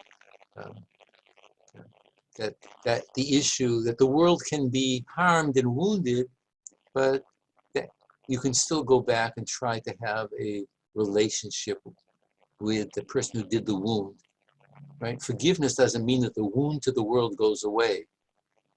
Forgiveness doesn't mean that the wound to the person goes away, right? There are real wounds to the world, and there are real wounds to people, right?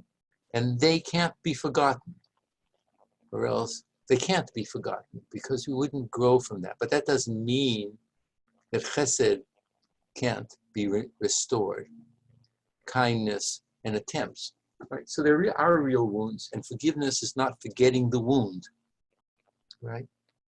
But it's not letting that wound get in the way for new possibilities, right? So that's part of what the way this theology is talking about, what chesed or love or grace or kindness is talking about, right?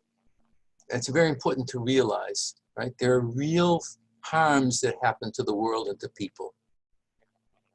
And forgiveness doesn't erase that, but it tries to move through that with a certain orientation and to take it into a different place, okay?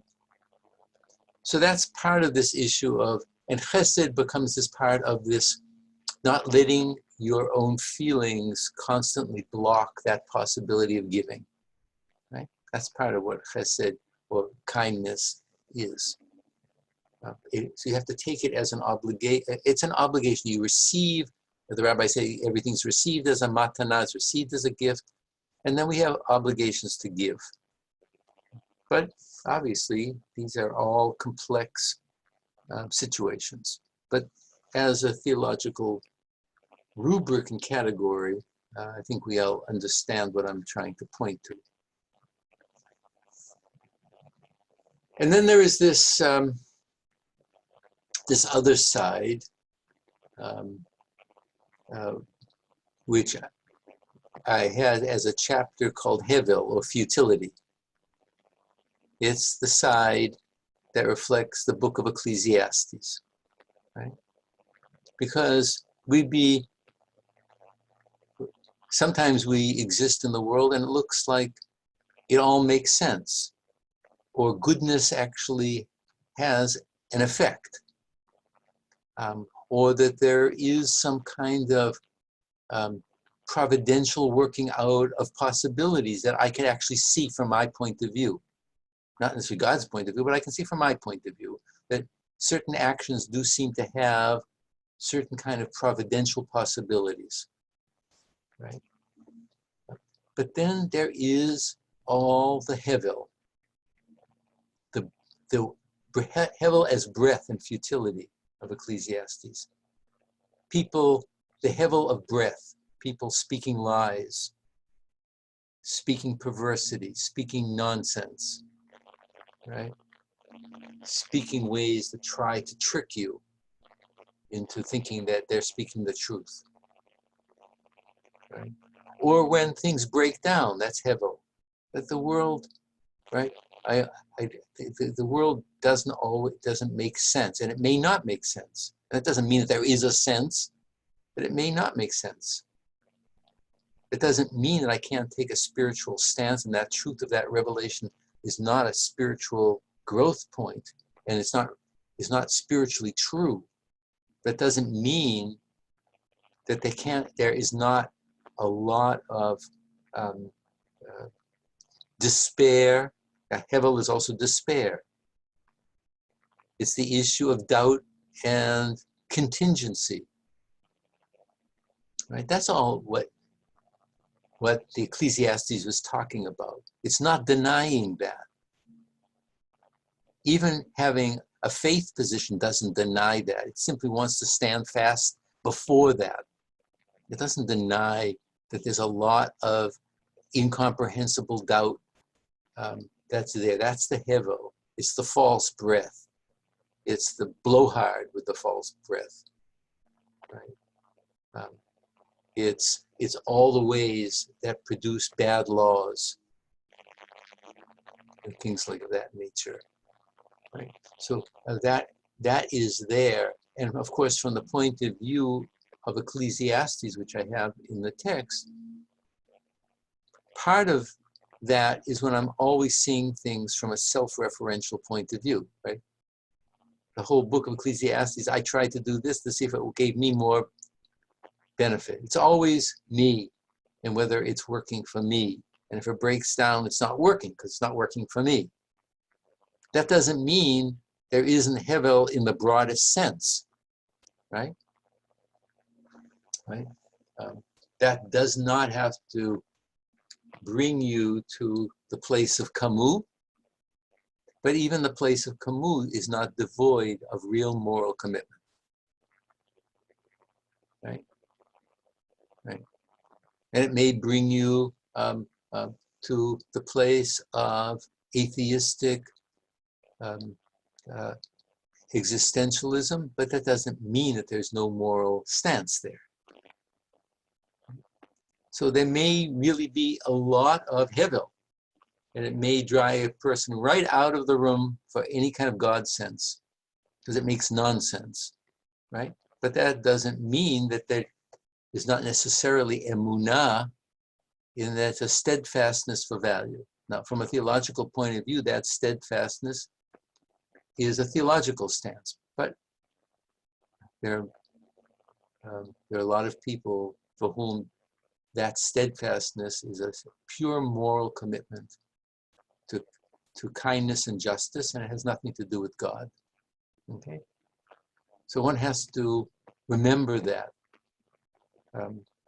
Rest is dangerous, right? One has to remember that there can be great moral dignity in a non-theological position. So part of that is also then what I talked about of why we need each other. I was talking about that. Why do you need each other to give me a fuller sense because we're all located, we're all seeing things from very particular vectors. So we need each other to magnify the complexity of seeing. That doesn't mean that there's going to be a single easy vision, right? Or even that the messianic vision is like some kind of kaleidoscope where everything, all the pieces somehow are there in bright colors. But it's just, we need each other to get a sense of the fullness of the revelation of God. Right?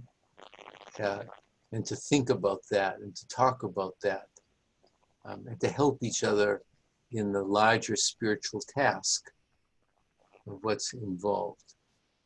Okay? So that brings me to one other term,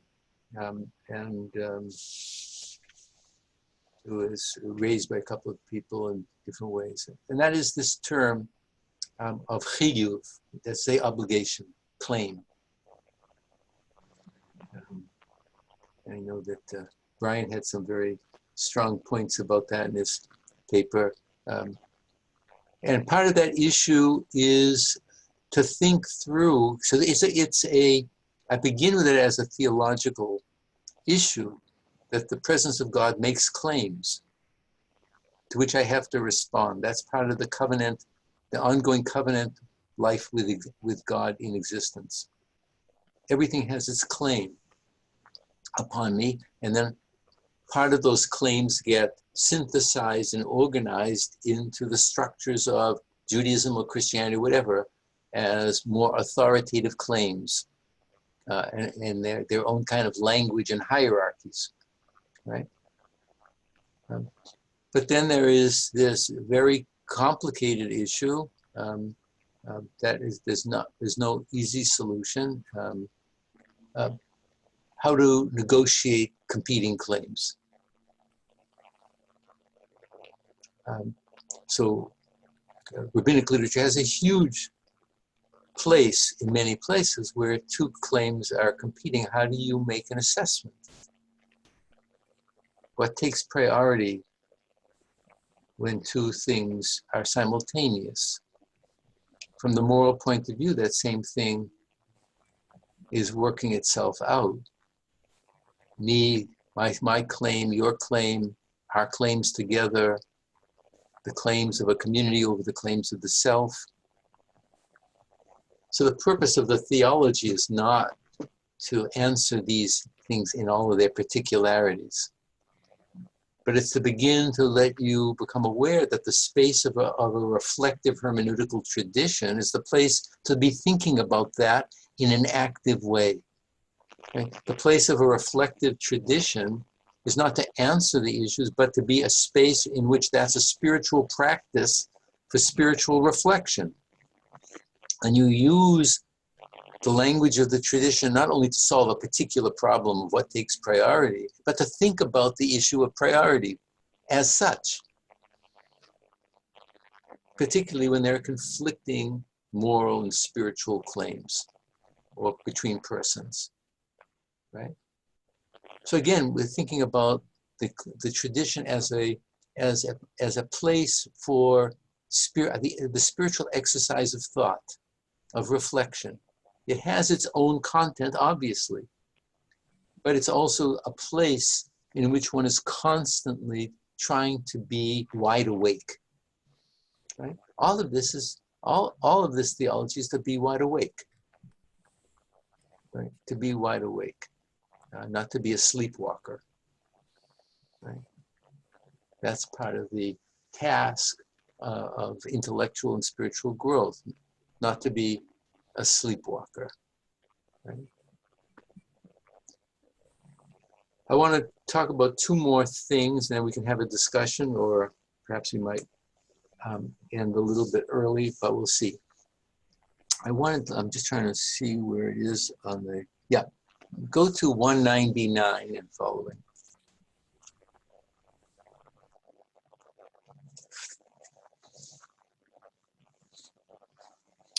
So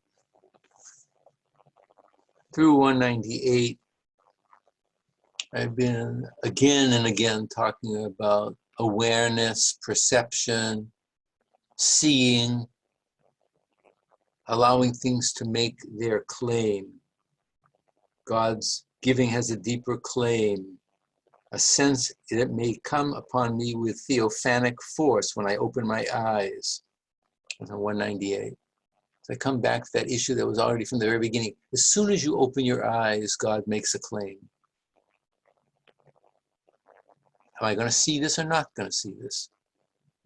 Am I going to respond to it or am I not going to respond to it? That's the law that's always there, that's given out of God's grace. Right? So this notion of opening up to the sight of the outer eye, the inner eye, the spectrum of color and light, goodness and evil and all of that. With this awareness on the top of 199, the self has not lost the world, it has found God. Right? And then I go on to bring a teaching that appears in the Zohar, which is a classic work of Jewish mysticism from the 13th century, that's reinterpreting passages from the Midrash, about this issue of sitting at a place called Petach Einayim. So already in the Midrash, the rabbis say, so where was Tamar sitting? We've gone through, the rabbis say, we went through the entire scripture and we don't know any place called Petach Einayim. There's no geographical place like that. So then they say, you got it wrong. She was sitting at a place where her eye was opened to some kind of a divine possibility. Her eye was open to the place that all eyes turn. Right? There was something in suffering or loneliness that opened the eye to transcendence. That's all that the rabbis are saying. And then the Zohar, of course, take that several steps further. That opening one's eye to every image and form are different forms of the manifestation of divine transcendence in the world. That becomes imminent, right? But they're focusing very much about being in a state of loneliness and isolation, in despair, and your eye is open. You didn't open your eye. Something was happening, and then your eye was opened.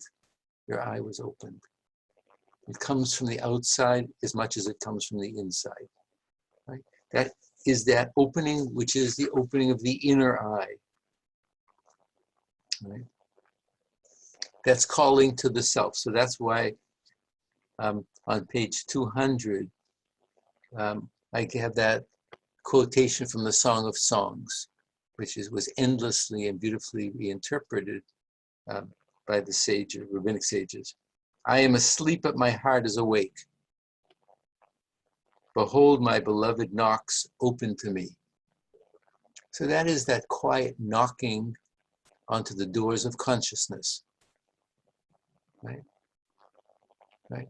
One is asleep, but the heart is awake. Right? That's a very important theological issue.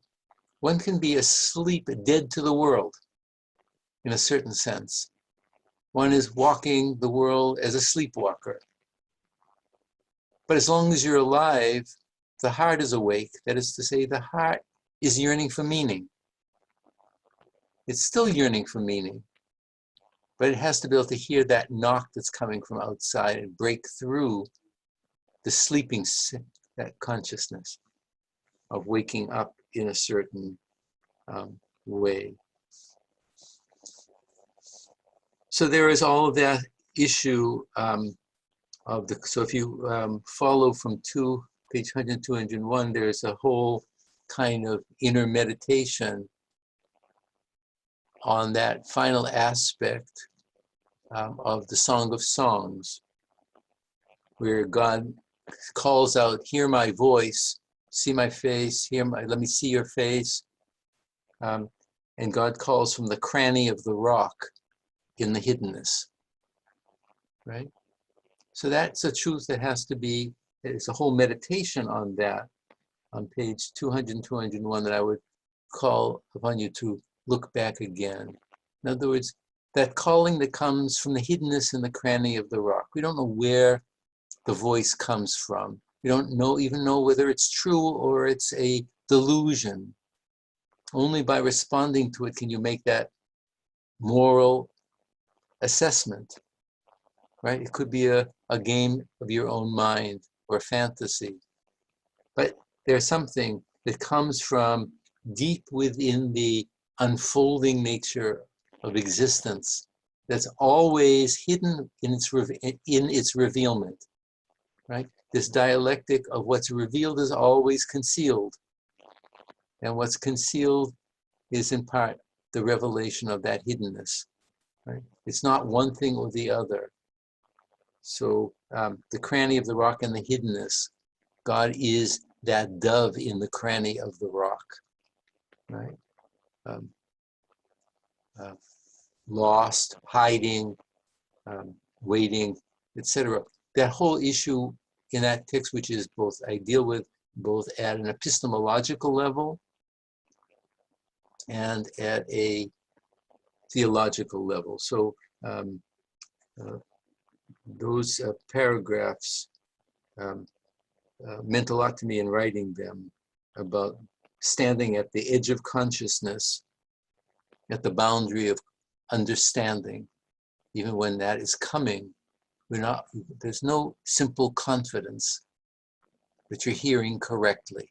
So you need a tradition, you need other people, you need self-reflection, self-correction, whether you're hearing correctly or are you applying it correctly, right? There's lots of ways to hear, and then there's a question of what do you do with that hearing? So I'd like to conclude, before we turn to any further discussion that you may have, with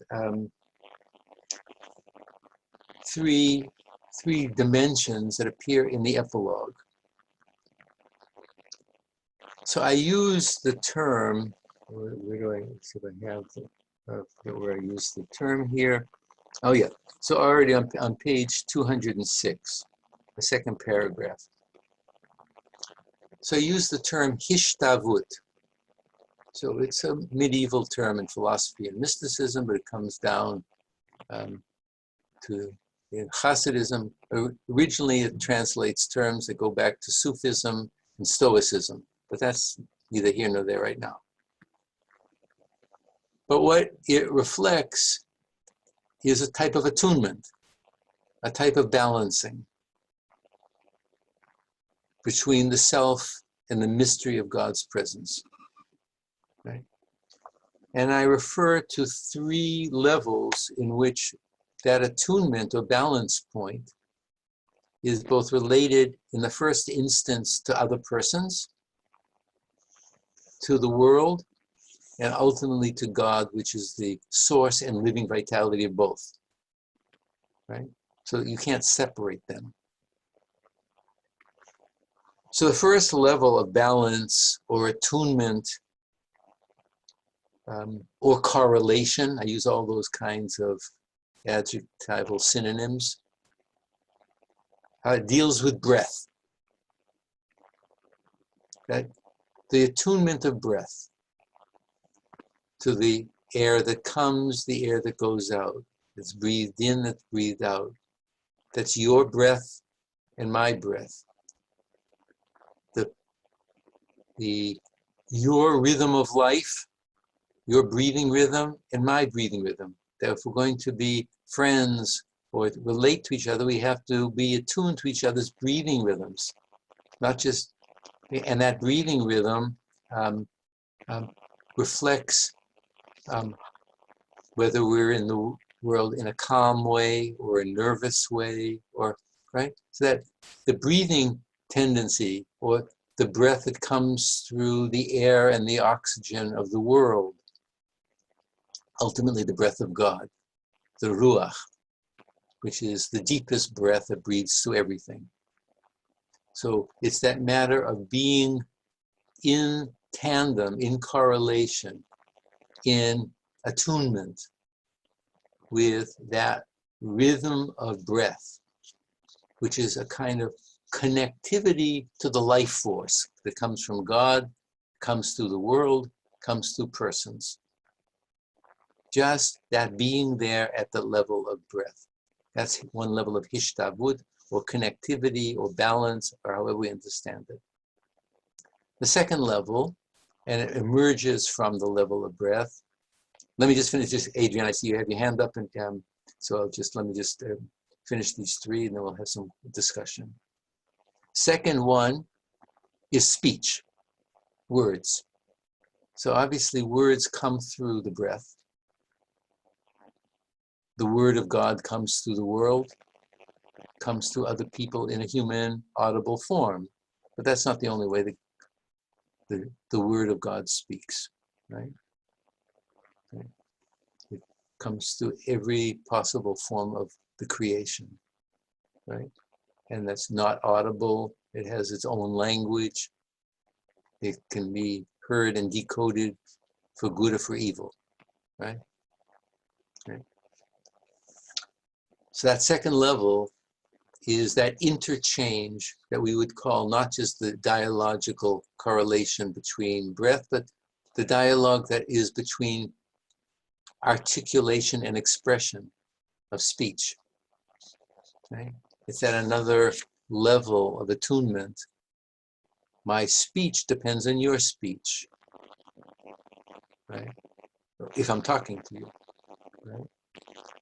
Yeah. Or else we're not having an attuned conversation.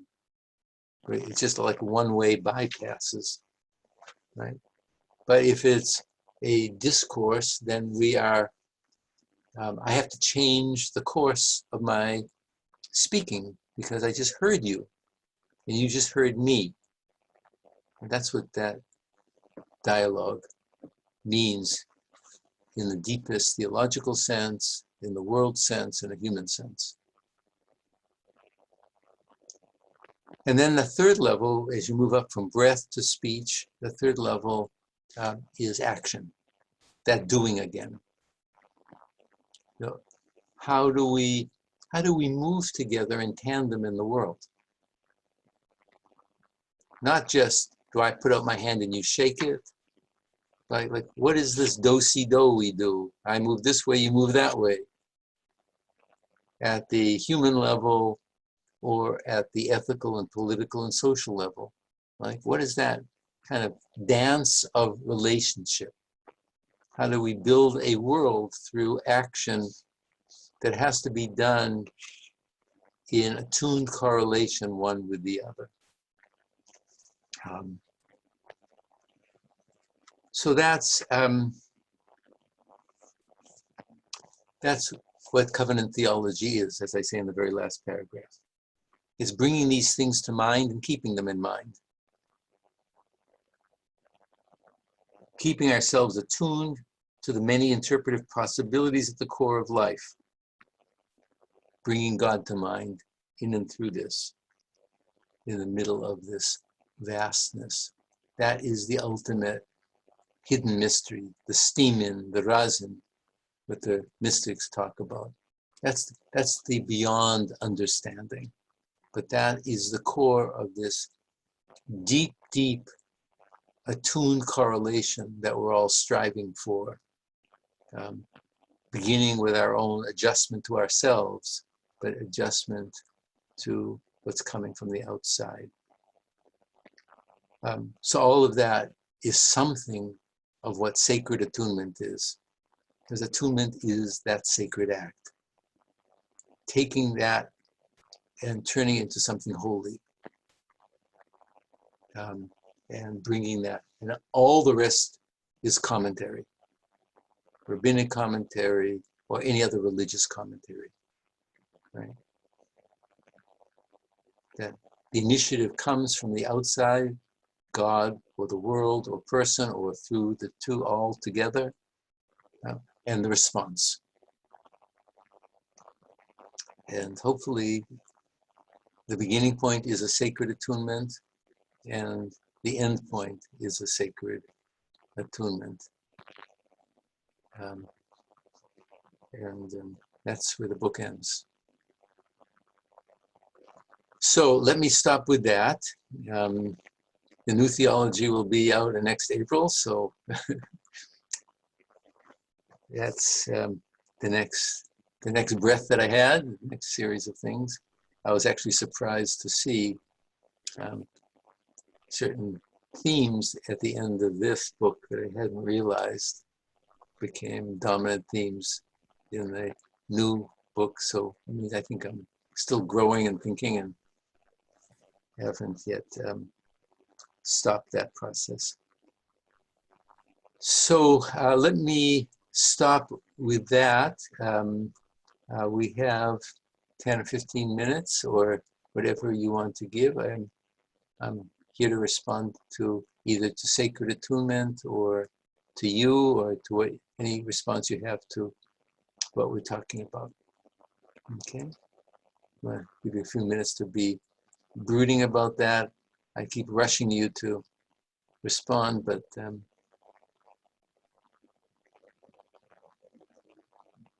give yourself a couple of questions. There you go, Jin. Okay, all right. We're going to have a Taoist dialogue. There we go. Thank you. Actually, not about Taoism, but I'm just curious about your next book. Could you just talk a little bit more about it? Well, I'll wait for it as a surprise, but it's the title is called Fragile Finitude.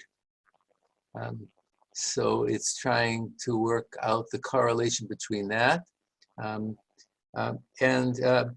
it's an attempt to go a lot deeper than Sacred Attunement is really written more as a prayer. It was first an attempt to say what I needed to say. The next book allowed me to stand back a little and to kind of formulate it in more conceptual terms. So what it really is an attempt to do is to formulate a theological hermeneutics in the fullest sense. That hermeneutics from the very moment of awakening to the fullness of what it means to live. That hermeneutics is the master term that can help us at this moment in our religious or cultural life, or as a master cognitive act. So it's really a much larger reflection on hermeneutics as the master term and the master act at every single level. It tries to then take a lot of what's gone on here, but to bring it to a much more philosophical, reflective level. I hope it maintains a kind of spiritual tone. And there are many more texts involved, because it really tries to deal with the whole aspect of that, the living process of interpreting from birth on. What it means to take moral responsibility for what we interpret. And not only for what we interpret, but for moral responsibility for what we reinterpret. Right? It's not just interpreting, but the moral courage, the theological courage to reinterpret. So there is, it's hermeneutics, it's opening up the notion of what is the freedom to be an interpreter, right? The courage to be an interpreter, to take that as a moral stance, and that to live that within a tradition. So that's the elevator answer. It's a quick answer, but it's but I'll look forward, since you're a reader and a rereader of Sacred Attunement. I'll look forward to your response to that. But it's more conceptual. At the same time, it is deeply personal. But it wants to take up the issue of what does it mean to to live at the hermeneutical, that hermeneutics is the core of the mental process. That one is always taking in and interpreting. And so it's that issue of what is the act, what is the responsibility, and can you live that with a spiritual courage, and within it, right? That's part of what the whole issue is. I couldn't have done it before I did this. Whether I did it well, that's for people to decide. But I had to go through this first process of first articulation, which is much more in the language of personal prayer than in the language of a more public language. Although I hope that people will find a more private spiritual aspect to it too. Yeah. So now we have, let's see, Seth and Daniel. Seth. Yeah, one kind of question I had reading, and also right before the break when you were talking about the other and different ways of experiencing kind of God in the world.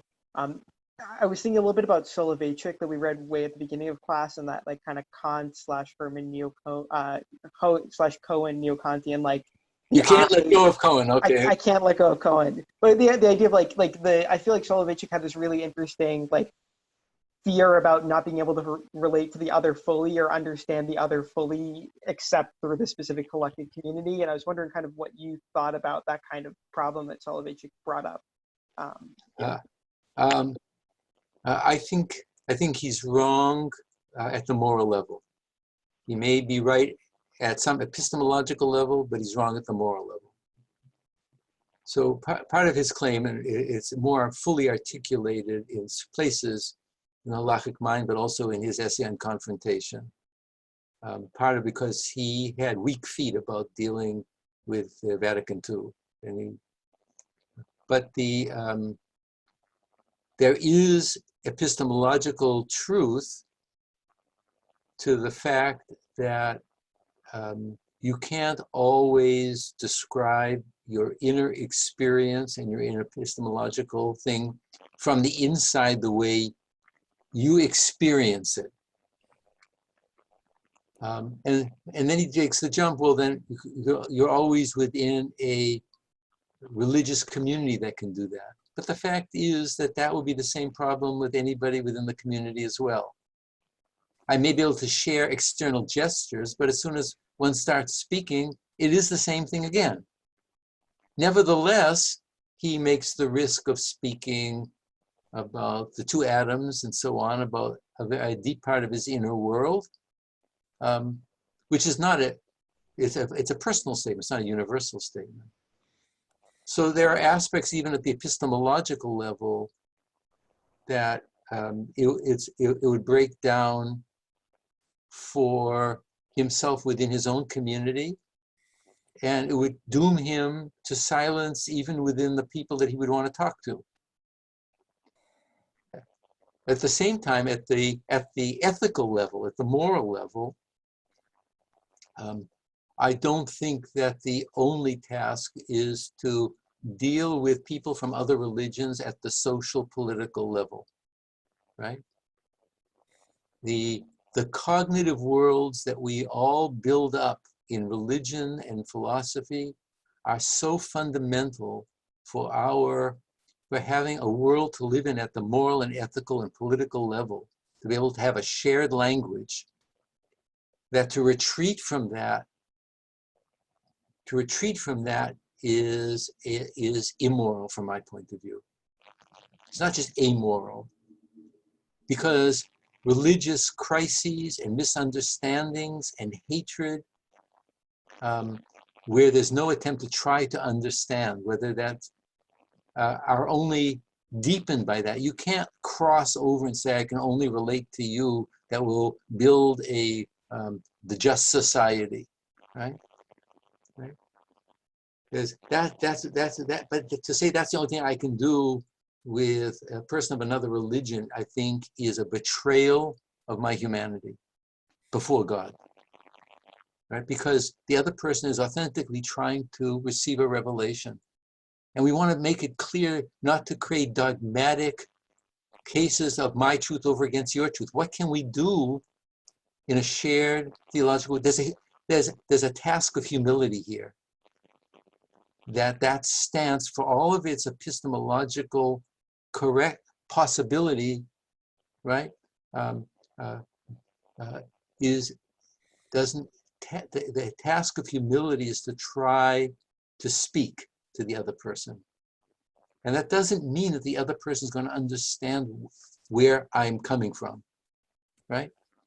But that I take this dialogical conversation seriously enough. That is a spiritual and moral risk. So I look, I'm a person who lives within a private language. I know full well that how much of myself is not articulated to other people and what I can only know in terms of private language. But to turn private language into an ideology, I don't think is something that I can accept or think is just. So it's a little bit stronger than I expected to say it, but there it is. Daniel.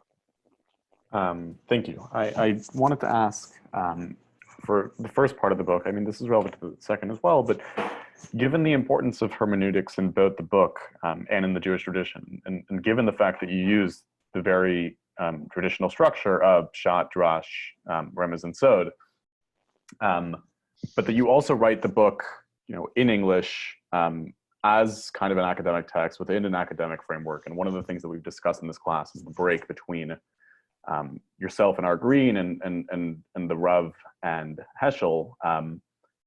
Do you think it's an interesting way that you refer to each of the four people? Okay. So Right? What do you mean? There's Art Green, there's Heschel, there is the Rav, Sorry. and then you. Okay, I got it. Okay. All right. Okay. Pay attention to the way you. Okay. Okay, got it. Yeah. Go on. Sorry. No, it's fine. It's fine. It's a revelation. Thank you. But anyway, so I mean, I wonder what your thoughts are on how much you think that the way you write and the way you think is shaped by that, but by being part of that break after, and then also if you think that the way that you wrote would even be understandable because it both makes claims to the traditional way of thinking, but also is written in a new language to that earlier generation. To another generation? To the earlier generation. Well, firstly, as I think I mentioned last time, I didn't put footnotes in so that it wouldn't get in the way. I'm trying to bridge a difference between an academic. That's part of who I am. My spiritual life is also very much affected by everything I've read. So I can't deny all that. I'm hoping that the Hebrew text will be out any day now, so we'll see how that reaches a whole other world. I'm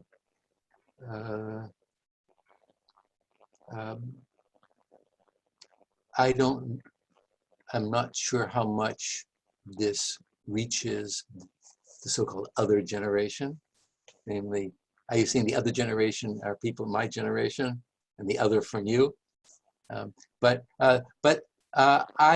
I first wrote Sacred Atonement, I was hoping more than I care about it now, about the second book, right? So you have to, writing has to come from one's own inner truth and not how it's going to be received. Then you're already adjusting your words to some social or anticipated social reality. There are a lot of people that I live with in a lot of different ways for whom this is not something that they're ready to engage in, or for all kinds of reasons. These are all life choices of how you want to live theologically and how you want to face things and be honest and speak. Everybody's going to have to make that choice. And so you live with people at multiple levels and maybe not at all these levels. It's